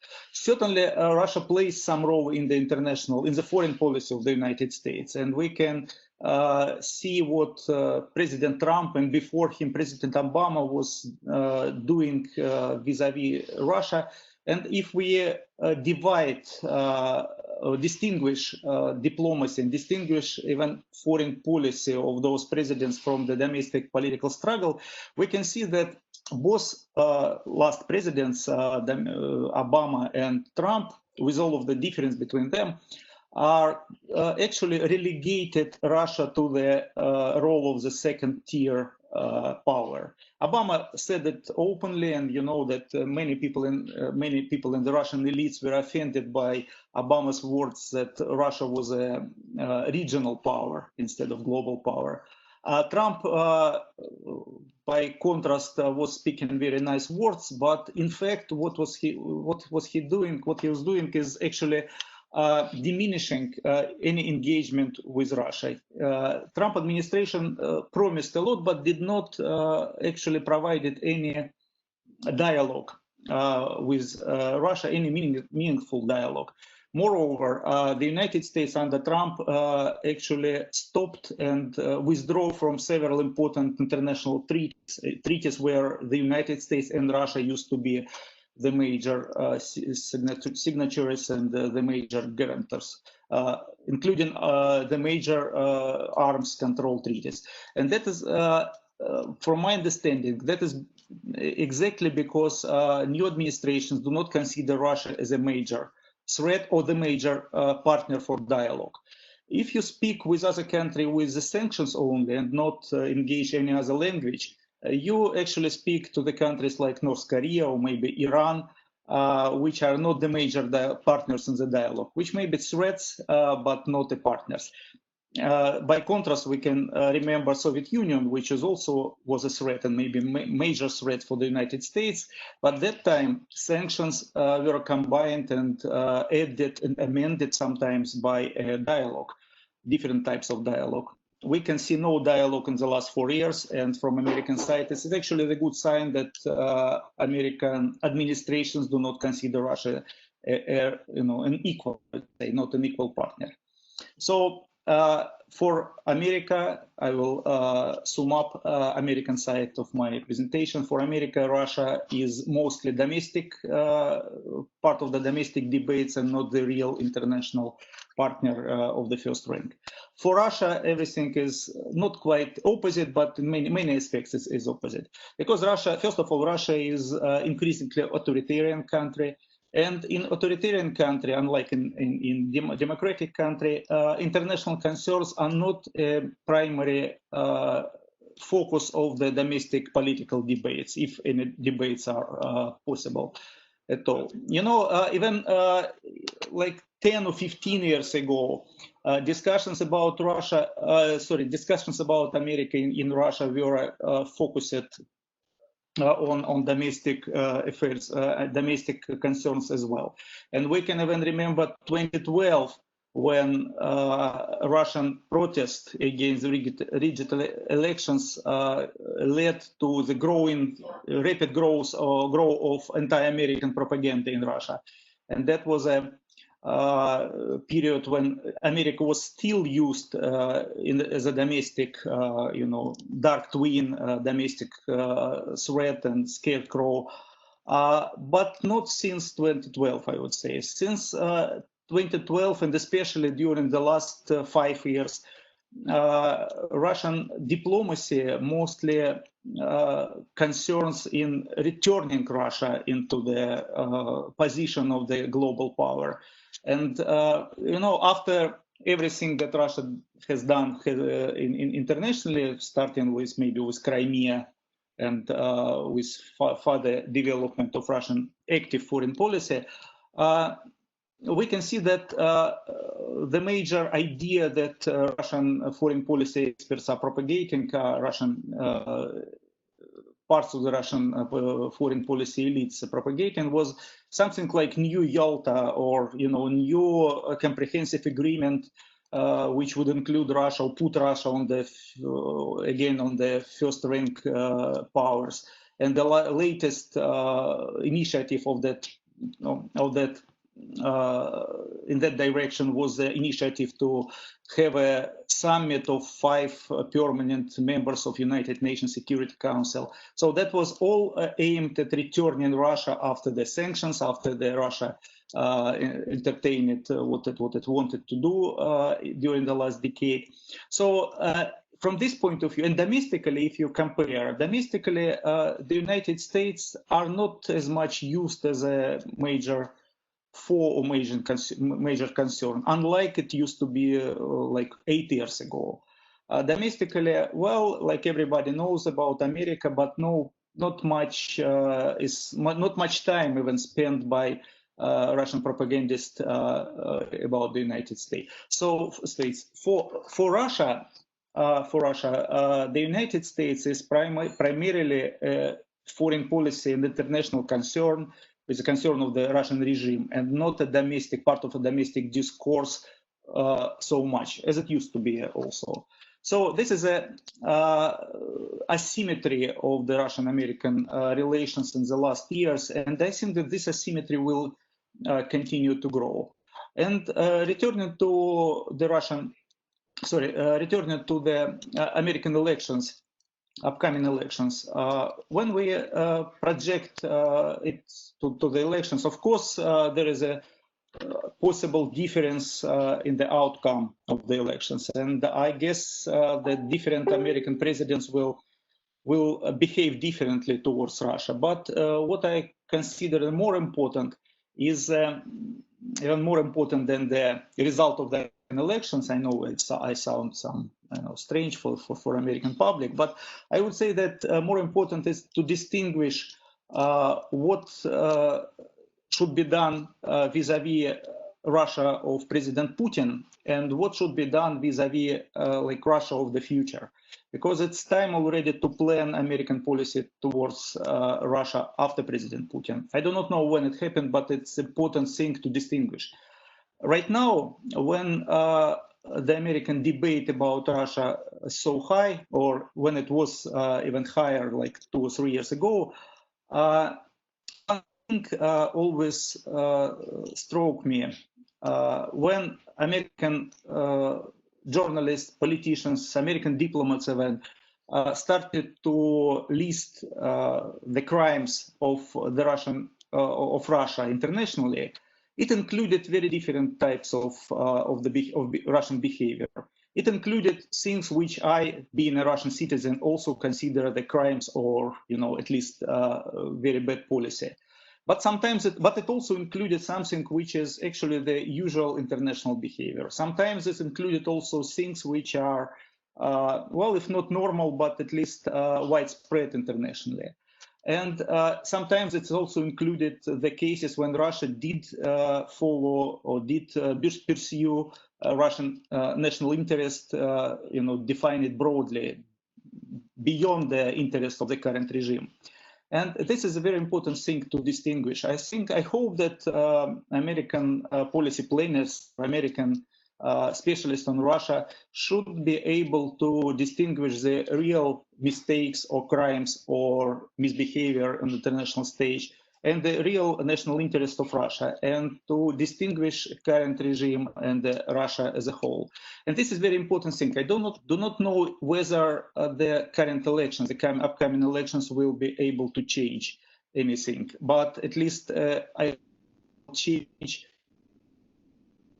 Maybe will start the process of creating some more nuanced vision of Russia in the American expert community. I read with a very big interest this debate on the Politico website, this series of open letters about American policy towards Russia. It was very interesting reading, and I would say that it's actually provided a lot of new knowledge of me about American expert community. And I hope that this type of debate will continue beyond the form of the shaping of the new administration, because it's something which Russian-American relations need very much. It's need to be, to be nuanced, to be more differentiated, I would say. On the Russian side, well, I do not expect a big change within the current regime, but I will repeat that the current regime goal, in fact, right now, is to return some position in the world stage, and it's cannot be done without some kind of Russian-American of not rapprochement, it's too big word for the current Russian regime, but to re-establishment of at least a dialogue. I do not think that the dialogue is a reward for the Russian regime. But it's something that Russian regime is badly needed, and I hope that some kind of a dialogue will be able to improve the current situation, the Russian-American relations, without praising Russian regime for everything that is really bad. And that was really bad in its foreign policy. So I'll probably stop at this point and will be glad to return during the discussion. Thanks. Thank you very much, Ivan. for very interesting and in many ways for our American audience provocative, I suppose, presentation. And I very much encourage the audience to please record and send in your questions, and we will address them during the Q&A. I am wondering if Victoria has joined us. Sergey, it looks like we're still having an issue with Victoria, so we have a couple options. Either you can move on to Vasily's presentation while I continue to work with her, or I can see if I can turn on Victoria's audio from the attendee section. Well, I think it's probably a better idea to try and see if we can figure out the video. It would probably be a better quality presentation for when. Yeah, so let's try to work on that, and we will go to Vasily for now. Vasily Gatov at the University of South California Annenberg School. He is a media researcher, a prominent media researcher and a journalist with a long experience in Russian media and media politics. He is also a scholar of the Cold War period. Vasily's presentation is titled Communicating Political Mayday Tomorrow. Please, Vasily, the floor is yours. Hello, I'm very happy to be part of this wonderful panel and this very engaging conference. I cannot see my video, sorry. I mean, do you see me? Hello? No, we do not see you. Oh, okay. Now I know. Okay, fine. We can now see you. Yeah, so I'll go on. As many of panel of the people who discussed the issues today mentioned, we have some quite unexpected news about National Security Advisor O'Brien meeting his Russian vis-a-vis Patrushev in Geneva several days ago, and even more unexpected restart of negotiations on a New START extension in Helsinki with less promising, at least yet, results. I start from this to say that we have an interesting example of a very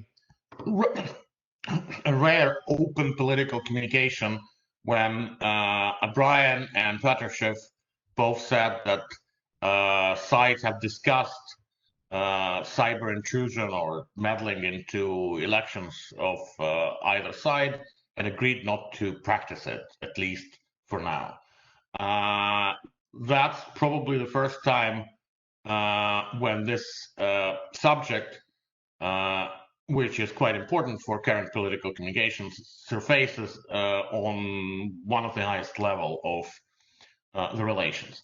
Kind of stating that, I kind of want to expand on the ideas that I see to the current and future state of Russian-American interstate political communication. Well, current political communication between countries, between states and societies, could be described as super complex, super complexity that that arises from multiple layers, multiple sources, multiple intentions, and kind of very diverse reception systems that either society has. And it grossly differs from the Soviet time, when literally there was one diplomatic channel that connected Russia, Soviet Union, and America. There was one unitary voice of Communist Party of Soviet Union speaking outside of Moscow, and when all the backup and alternative channels were very limited and uninfluential. Today, after the transformation that Russia has undergone since 1991, both socially and technologically, after the kind of end of Iron Curtain, especially in cultural and media communications, the multiplicity of voices, multiplicity of sources that come out of Russia for American public, for American analysts, for American policymakers is tremendous. I mean, you cannot see modern Russia the same way like you saw Soviet Union as a kind of ideological monolith under the wise ruling of General Secretary, whoever it was at the particular period of time. It is also different because the Soviet American communications were greatly dominated by ideologies on one side and by arms race that which had different dimensions, like in space and in computing and in other weapons of mass destruction, and in a competition of soft power institutions and propaganda and media as well. For the first like 15 years of the modern Russia, all these factors that kind of determine the trenches of the Cold War for previous 4 decades have been gone. And whatever was happening is the growing difference, the growing plurality of voices coming from both sides of the ocean.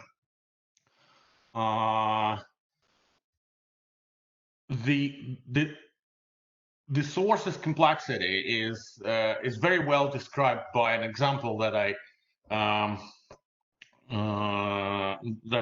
dug out of the archive several years ago. That in 1982, one of the most comprehensive descriptions of the Soviet society and Soviet power structure, Handbook of the Soviet Union, had about 500 Russian Soviet sources. About 300 of those were coming either from Communist Party directly or from Russian government, and only 200 sources were kind of independent and come from scholarly articles or other research.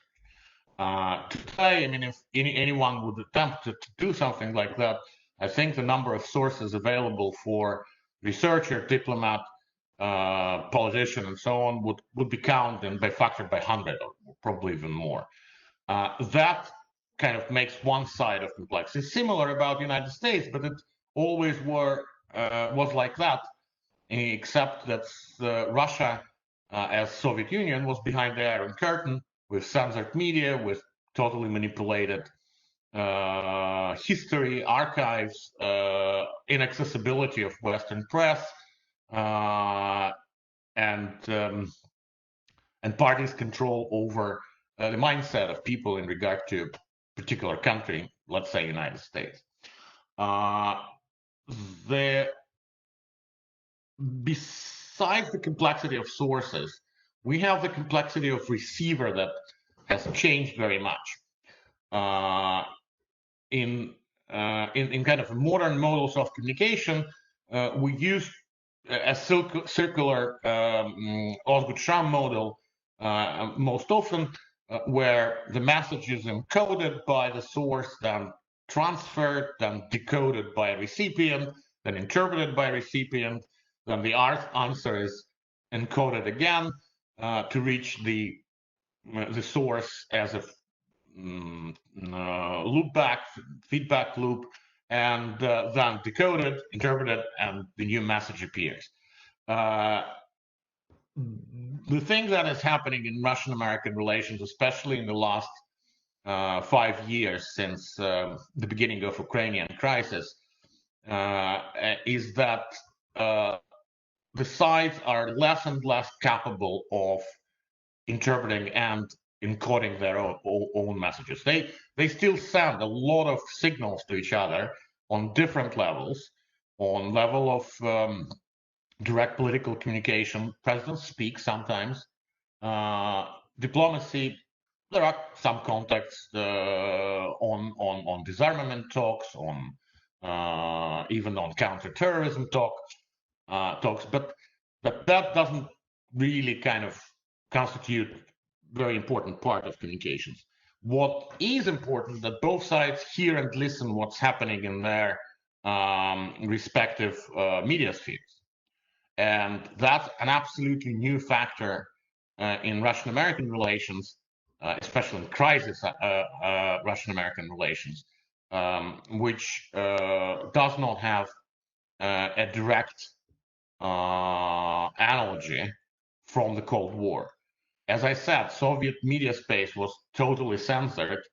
I mean, you couldn't wake up, go and buy New York Times in 1975. Similarly, on American side, while the information about Soviet Union wasn't censored, but it was heavily biased by those who interpreted this information for American public. Would it be American journalists or political analysts or national security specialists interpreting Russian Soviet threat to American public? Today, the distinction between the signal that is sent from Kremlin or sent from Kremlin through media channels or from media channels that pretend that they deliver an opinion to general dialogue, or by kind of a third party, an NGO pretending to be or well, not state actor in any way, pretending to work for Russian government, like infamous in Internet Research Agency, could really muddle the waters of mutual communication and make the situation for receiver sometimes unbearable because it literally demonstrates the aggressive stance of the opposite side, even if this message doesn't come from a kind of empowered political institution like President or Ministry of Foreign Affairs. It's also important that in the Cold War times, in the period of the heights of the confrontation between Soviet and American model, the counterweight importance of intelligence information on both sides was very was very heavy, and whenever publicly available sources produced confusion, presidents or general secretaries, they kind of asked intelligence about so what really happening in Russia or the Soviet Union or in America. And intelligence, to some extent, delivered them depoliticized and more or less relevant information on the society on the other side of the pond. Unfortunately, and I think people from NatSec expert with that national security expertise would argue with me, but I mean I feel and listen to that very much, that the opinion of U.S., especially U.S. intelligence, has been heavily affected by American domestic political divisions. But on the other side, in Russia, the opinion of intelligence is also heavily affected by the ideologies that the leadership of SVR subscribed to. I mean, you can notice that. I mean, I don't know whether you did it, but in few recent days, Sergei Narishkin, the head of SVR, had participated in numerous events that all of them somehow is kind of under subscription to Putin's narrative of fighting the falsification of history, especially history of the World War II. This is hugely strange for traditionally very shadowy persons who lead the intelligence in Russia, and that gives some hint that possibly information that Putin receives is also heavily politicized in the sources and in the analytics that SVR offers them. Also, when looking at the situation from communication science perspective, we cannot avoid some content analysis. So, kind of looking at the complexity of subjects that interstate communications create today. Not only the content of Russian-American dialogue became shallow in terms of, I mean, many other speakers said about that, areas of mutual interest are numbered. The economic relations, besides some very particular areas, are constrained by overall shape of Russian or American economy, but also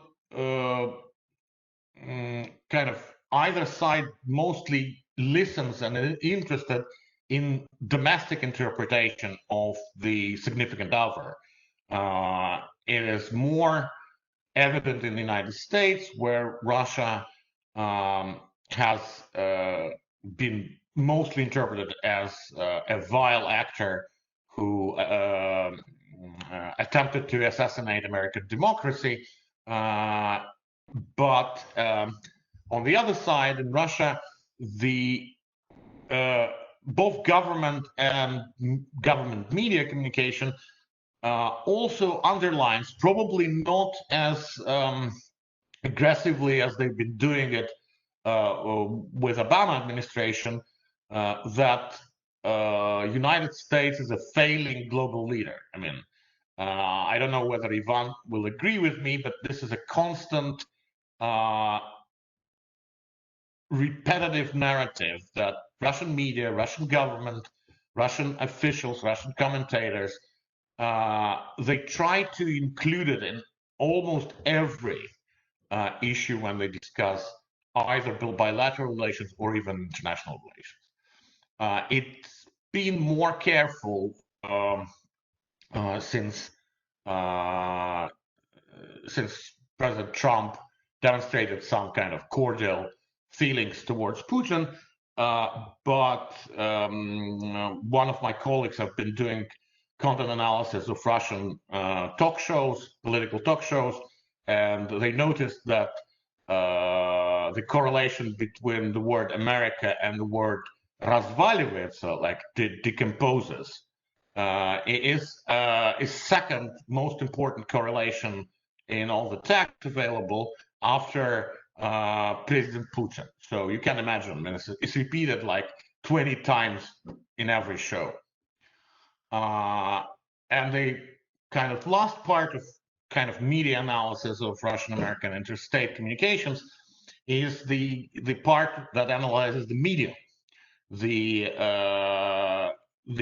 means of transporting message from one country to the other. And here we come to the most complex problem that would in future affect relations more than that, more than any other, more than problems with agenda of communication, problem with encoder, problem with decoder, is because the medium. It's not only that I subscribe to Marshall McLuhan's paradox of medium is the message, but the problem is that the industry of media message delivery, industry of communication of message, is becoming in present kind of post-industrial society probably second most important to the industry of creating messages.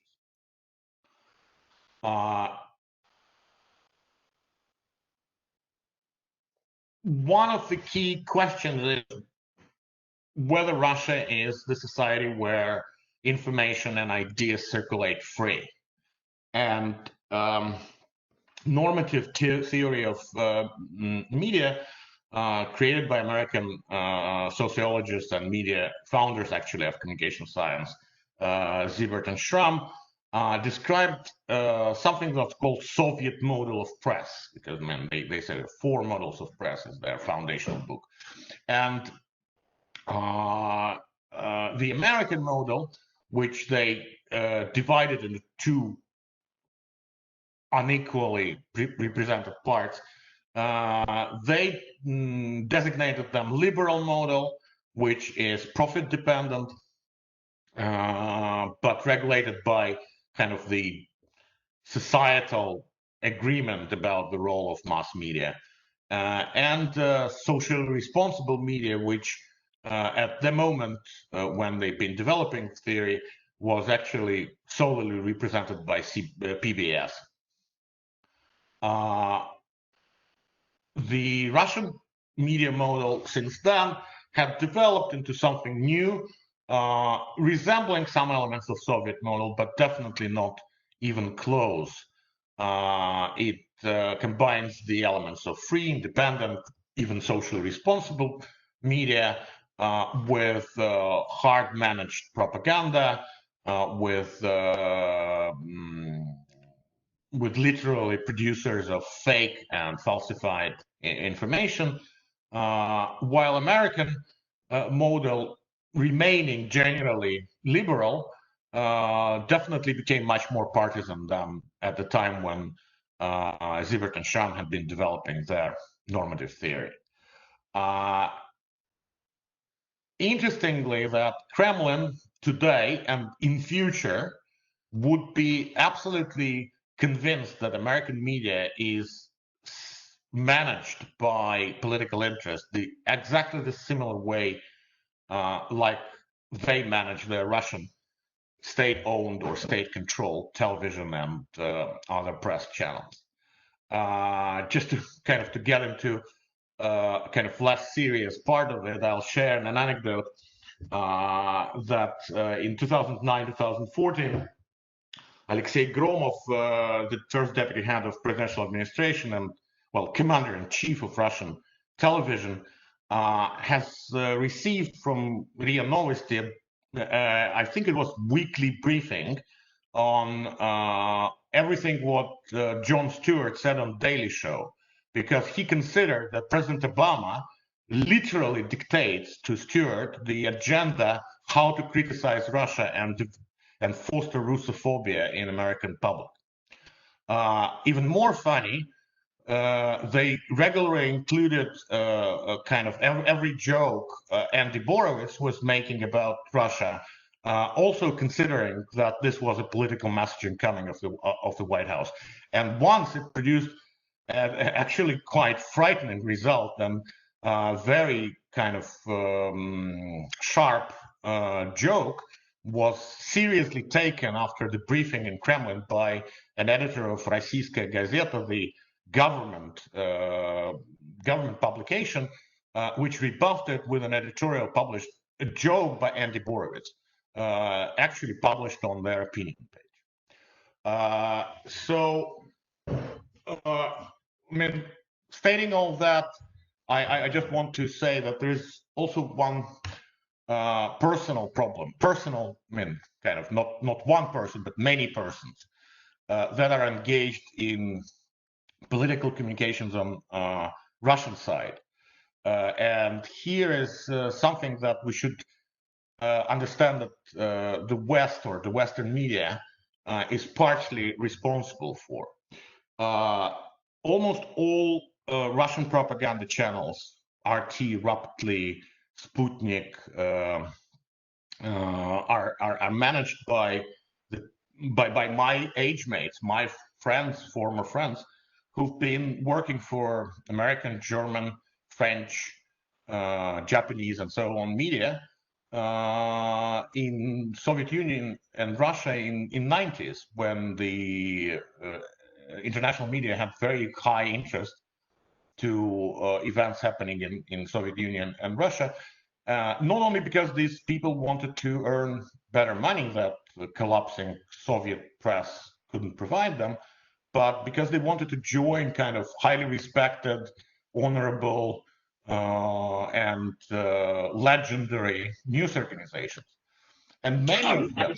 I'm sorry, Vasily. I'm terribly sorry to interrupt, but we are running out of time. Okay. And we need to leave some time for Victoria. So please, one minute and. Yeah, I just want to say a few words about where I see all this goes. I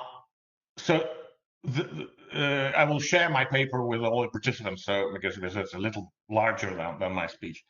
I think that unfortunately we will see how the forces beyond particular desires or ideas that Russia and America, I think, may have about developing their dialogue would be resistant to it, would be definitely trying to undermine, even if this policy would be it announced by kind of new administration in White House, or Putin under some calculations will change his mind and decide that he needs to re-engage America. Also, I definitely think that America needs a very serious internal dialogue about whether it needs to re-engage with Russia on information, kind of in an information domain, and what form of this re-engagement is necessary. Thank you. Thank you, Vasily. We will ask the audience to keep the questions for the Q&A period. Our next speaker is Victoria Zhuravlyova from the Russian State University of Humanities. And the title of her presentation is The Self-Author Opposition in the Context of US-Russian Relations from 2016 to 2020. From my point of view, the self-author opposition still remains at the core of public and political debates in Russia and in the United States. And this can be explained not only by the crisis in Russian-American relations, but by the domestic situations as well. Today, I'm planning to talk about identity discourse in Russian-American relations during the 2016 and 2020 presidential campaigns in comparative context. And I would like to remind you that in 2016, Trump quickly turned into the favorite candidate of Russian officials and state-controlled media, and his victory was greeted with euphoria in the State Duma. Trump became the friendly other because he promised to improve Russian-American relations and because his gender and racial characteristics correlated with the Russian conservative discourse. On the one hand, the romanticized perception of Trump can be explained by the Russian tendency to divide the US presidential candidates into good or evil, depending on their willingness to be Russia's friends or foe. On the other hand, Putin has been playing his personal American card in correlation with the identity construction process in Russia, and this tendency saves its influence now. First, in supporting Trump in his anti-globalism agenda, Putin enhanced the image of Russia as a leader in the struggle against Western dominance in general and American dominance in particular. And this message was and still is addressed both to the domestic audience and to those abroad who felt they have become victims of America's hegemonist policies. The ability to challenge the United States, to resist the sanction regime, and to find a way out from international isolation became one of the popular strategies in Russia's foreign policy for overcoming the lagging in economic and technological spheres and for saving Russia's place in the international club of world powers. Second, Hillary Clinton had turned the Democratic Party into anti-Russian during her presidential campaign. For both the Russian political elite and ordinary Russian citizens, Clinton personified America's universal liberalism and the idea of crusades for freedom and democracy, while Trump appeared to represent conservative values and pragmatic agenda. And we are dealing with the same tendency now as well. Third, the 2016 US presidential election, with its dynamics, rhetoric, and result, became additional confirmation of fundamental deficiencies in the US social and political system, and thus was a powerful argument in favor of Russian conservative nationalism in domestic and foreign policy. Now, the George Floyd protests or the first Trump-Biden debates strengthen these arguments very much. Few in Russia really understand what is going on in the United States, and one gets an impression of total madness. In the United States, Russia's attempts to interfere in the election process contributed to the shaping of a solid anti-Russian media and partisan consensus, and led to the growth of anti-Russian sentiments among the American public. In their turn, both Clinton and Trump used the image of Russia for their own political goals. As a result, the anti-Trump consensus became anti-Russian. In the current presidential campaign, Joe Biden continues Hillary Clinton's tactics. Biden had promised a forceful response against Russia for both election interference and alleged bounty payments to target American troops in Afghanistan. At the same time, it's important to take into account that Trump's victory was due not to Russia's interference, but to the deep social, political, and identity crisis currently playing out in the United States. That is why the 2016 presidential election became the moment when the Russian factor returned to the top of the agenda in the United States. The history of Russian-American relations gives us abundant proof of such a correlation, be it the end of the 19th century or the first crisis in Russian-American relations of 1903-1905, or Jimmy Carter's policy towards the Soviet Union. David Fogelsong wrote about it in very bright and reasoned manner in his book American Mission and the Evil Empire. In that sense, the situation now is the same that it was during 2016 presidential elections. The new bad political choice of Americans is correlated with the crisis of party political machines and identity crisis as well. If Biden wins, his challenge will be to punish Putin while also preserving his ability to work with him on arms control and on China. In September, Biden said, I quote, "I believe Russia is an opponent, but I view China as a competitor, a serious competitor."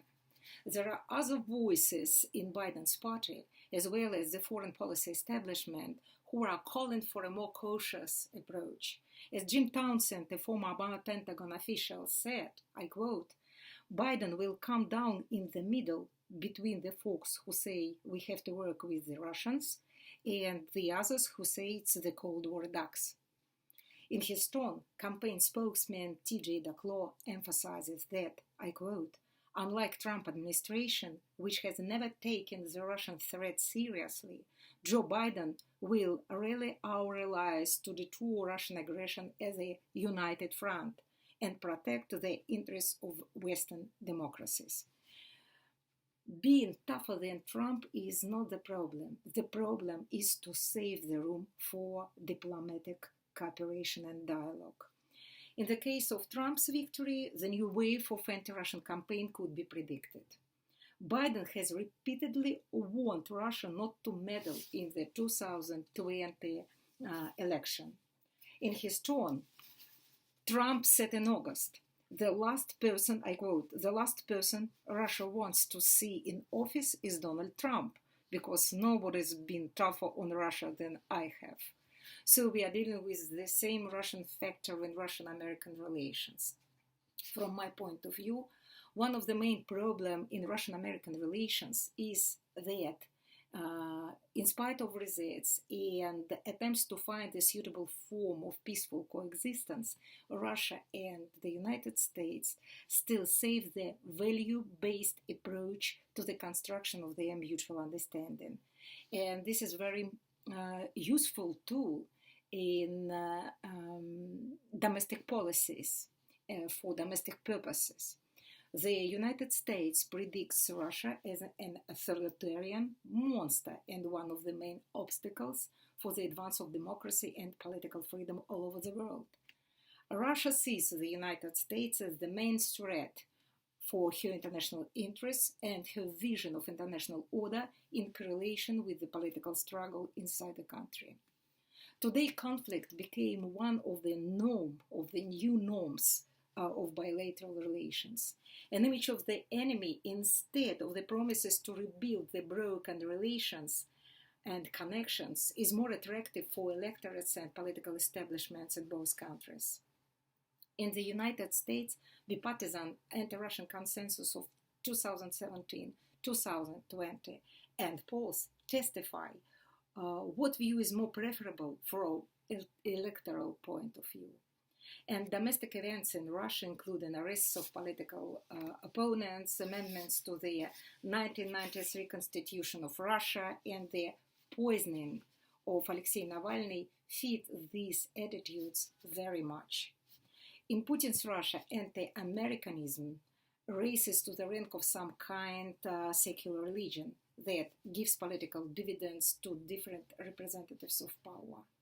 To change the imagological climate, I mean the hierarchy of collective and personified images, and to decrease the heat of the information war between the two countries, it's necessary to stabilize the US-Russia relations and to expand areas for selective cooperation. Achieving this goal is difficult, extremely difficult, because of the anti-Russian consensus in the United States, in spite of reasonable and realistic voices inside American academic and expert society, because of domestic situation in Russia, the current lack of trust and the loss of the containment culture. The history of Russia-US relations testifies to the fact that the periods of rapprochement between Russia and the United States have always taken place during those times when Russia and the United States, when both countries have expanded their agenda in order to resist the common enemies, as it happened during World War II, World War I, or during the international war against terrorism. Such rapprochement has also happened in times of political reform or economic modernization in the Russian Empire, the Soviet Union, or post-Soviet Russia, when the United States exported goods, capitals, technologies, and when the Americans taught Russians the lessons of capitalism, democracy, and reform. Neither of these situations is likely to represent itself in the foreseeable future. I am sure that the 2020 presidential election will not bring any fundamental changes to US-Russia relations, but may have different different effects on them. On the one hand, if Trump wins with a comfortable margin, he will have a more free hand in conducting relations with Russia. If Trump wins with a narrow margin, we'll probably see a new Russiagate. On the other hand, an impressive victory of Joe Biden will leave no chance for using the idea of Russia's interference. Maybe, with time, pragmatic, strictly limited dialogue could be started between countries. Russian officials and many experts are sure that neither Trump nor Biden will improve relations with Russia. At the same time, Russia's leadership likely regards Biden as, I quote, the worst of two evils. In such situation, the influence of international system on Russian-American relations could be very important for the construction of their pragmatic agenda. I mean not only the global threats and challenges like arms control or ecological catastrophes or pandemics or international terrorism, but the dynamics of China-US relations as well. While Trump has been playing his anti-global game, China declared new globalism without the US dominance. And this political strategy acts in perfect unison with Russia's anti-Americanism. Taking into account the priority of the US-Russia relations for both Donald Trump or his success in the White House, it could be very useful to stabilize their relations with Russia. Russia is interested in stabilization of her relations with the US as well. In spite of anti-Americanism that had and still has pragmatic character, and in spite of friendly rhetoric towards China, Russia is not ready to be the Chinese junior partner in the construction of the Sino-centric world. Thank you very much. Much, Victoria. Thank you for your presentation, and a special thanks for being such a disciplined presenter and sticking to the time, which leaves us some generous 15 minutes for the Q&A part. I will urge the audience to please submit any questions you have through the Q&A box in the chat section. And in the meantime, I have a few questions pre-submitted to me, which I'm going to convey to the panel. Some of the questions actually address all three panelists, so I'm going to articulate them, and then I'm going to ask each of the panelists to speak very briefly to these questions. So the first question that addresses the whole panel is from Christina Morgan, a student at George Washington University. The question is, do you think the increase in nationalist sentiments in the United States over the past few years has affected perspectives or communications between the US and Russia? And the second question that also addresses the entire panel is from Emma Handel, also a student at GWU. And the question is, in the past, President Putin could be described as being pro-Western and in pursuit of good relations with the West. Do you see a possibility for a return to this outlook from Putin? May I ask each of the presenters to speak briefly to these questions? We'll start with Victoria this time. The nationalistic discourse in the United States can be used in Russia by both Russian nationalists and those who would like to criticize political and social system in the United States. Both options that can be perspectives for Russian-American relations. And answering on your second question, I don't think that Putin will change his mind and become pro-Western leader, a pro-Western politician, because it doesn't correlate with his internal and foreign agenda. Thank you, Victoria. Ivan, would you have a response to these two questions? Yep. Yeah. Can you hear me now? Yes, I do think that nationalist tone in American discourse and American public discussions can be perceived, can be considered as withdrawal of the United States from the global policeman. And this is like, viewing from Russia, it looks like, okay, America first means that America should not participate in the global, global keeping of the order, global oversight. And this is something that many in Russian elite will be just greed.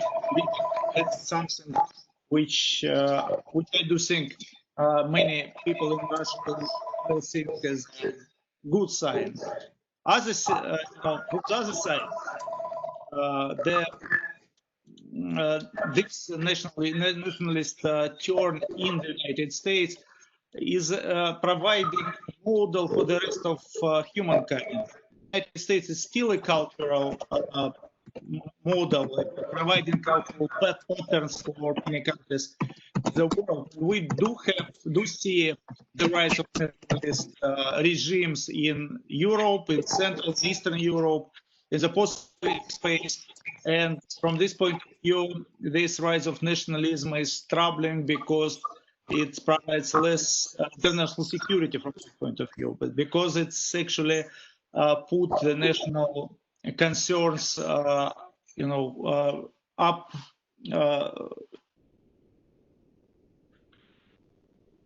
Peace. And this will be a different age, which reminds more probably the period before the First World War than the period after the Second World War that we probably remember better.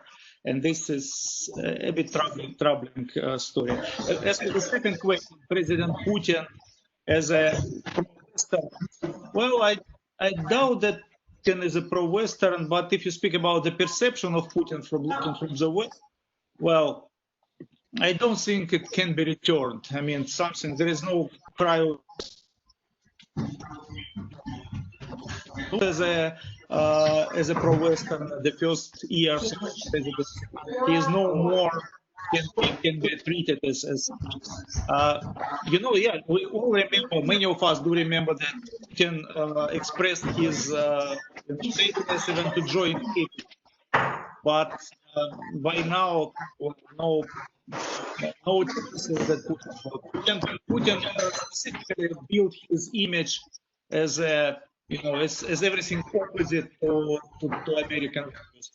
I think that even the invention of traditional values was mostly done because America was, during Obama presidency, was looked as a leader, a global leader of liberal values. So traditional values were invented as a response to America, as a part of the dialogue, some virtual dialogue with America, and not much from the requirements from within.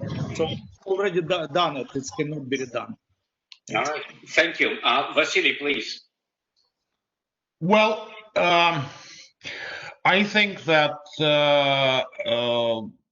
kind of the influence of internal dynamics of both United States and Russia onto the foreign policy or the I don't know, communication standing in foreign policy of both countries is limited.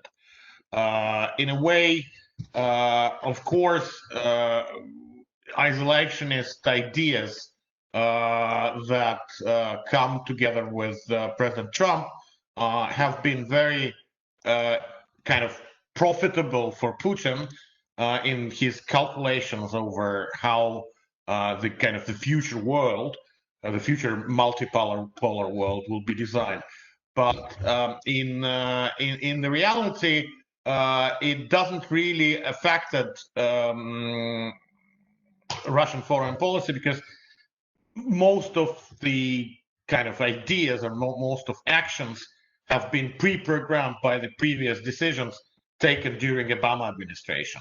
Support to Venezuela regime, support to Syria regime, that all started to happen before Trump and before his nationalistic messages that could signal withdrawal of United States from the role of, as Ivan said, global agenda. So I would rather say that kind of continuation of America internal self-reflection, like return to the domestic issues, like the most important ones that has been happening within the last 4 years and likely to continue, will not alter Russian foreign policy, but may affect how it communicates its message to the rest of the world. Probably will try to return to some more friendlier policy towards neighbors rather than try to kind of oppress them with imperial methods and so on. All right. Thank you, Vasily. A couple of more questions, and I'll start with the question that was addressed to Victoria Zhuravleva. The question is from Emma Handel from the University, George Washington University. And the question is, how strong is the anti-Western sentiment among the Russian people? Do they view Russian interference in US elections in any particular way? Is there a sense that there is a public opinion behind these interventions? In Russia, anti-Americanism is used by the representatives of power and state-controlled media. And of course, we can trace anti-American sentiments rooted in public consciousness, but it doesn't mean that all Russians are ready to follow anti-Americanism, anti-American sentiments. It depends on professional and educational background, on region, on generation, of course, because young generation is open-minded, is ready to follow the market of opinion, to receive information from different sources.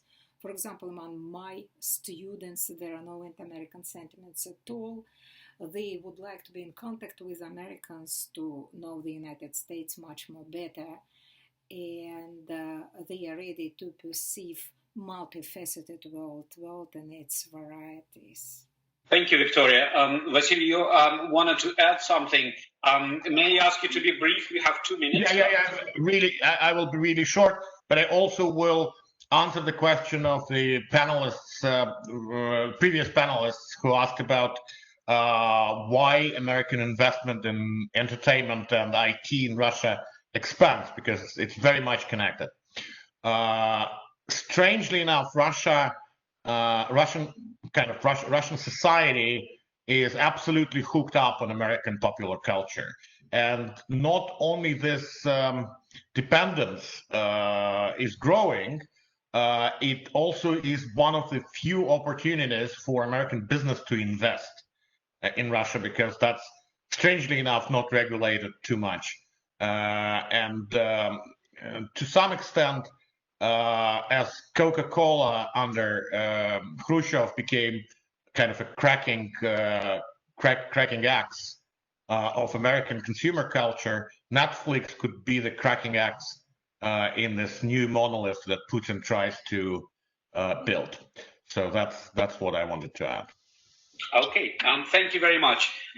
There is one more question for Ivan, and the question is, to what extent historical memories affect Russian-American relations today? It's a very big question, I know, Ivan, but if you can say something in a couple of words, that would be great.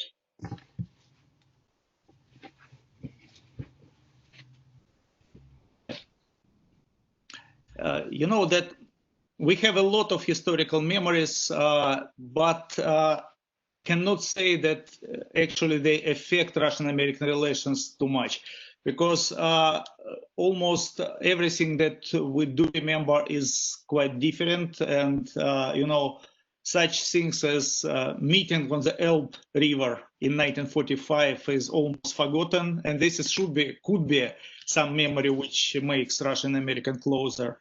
Memories of the Cold War are still alive among the older generation who do remember the oldest, you know, all the thrills, all the, you know, problems of the Cold War. But this is not exactly historical memories, and we now have, what we now have is a political construction of eternal threats of the something which we already lived through, not we, but our parents lived through during the early stage of the Cold War. The construction of the image of eternal threat, you know, in both countries. And this is not about memory, it's about constructivism. It's about the, you know, artificial creation. Thanks. Thank you very much. This was brief and very, very incisive. Well, I want to thank the panelists and recognize a couple of members of the audience whose questions we cannot address. Alisa Tsatura from the George Washington University and Bin Yui, who asked a question about Russia and China as members of a strategic triangle with the US. Unfortunately, we are out of time and our panel has come to an end. I want to thank the panelists for bravely struggling through with all the technological obstacles in our path, and I hope that this conversation will continue in many other venues. Thank you so very much. Thank you very much. Thank you. Thank you. Goodbye. Bye. Goodbye.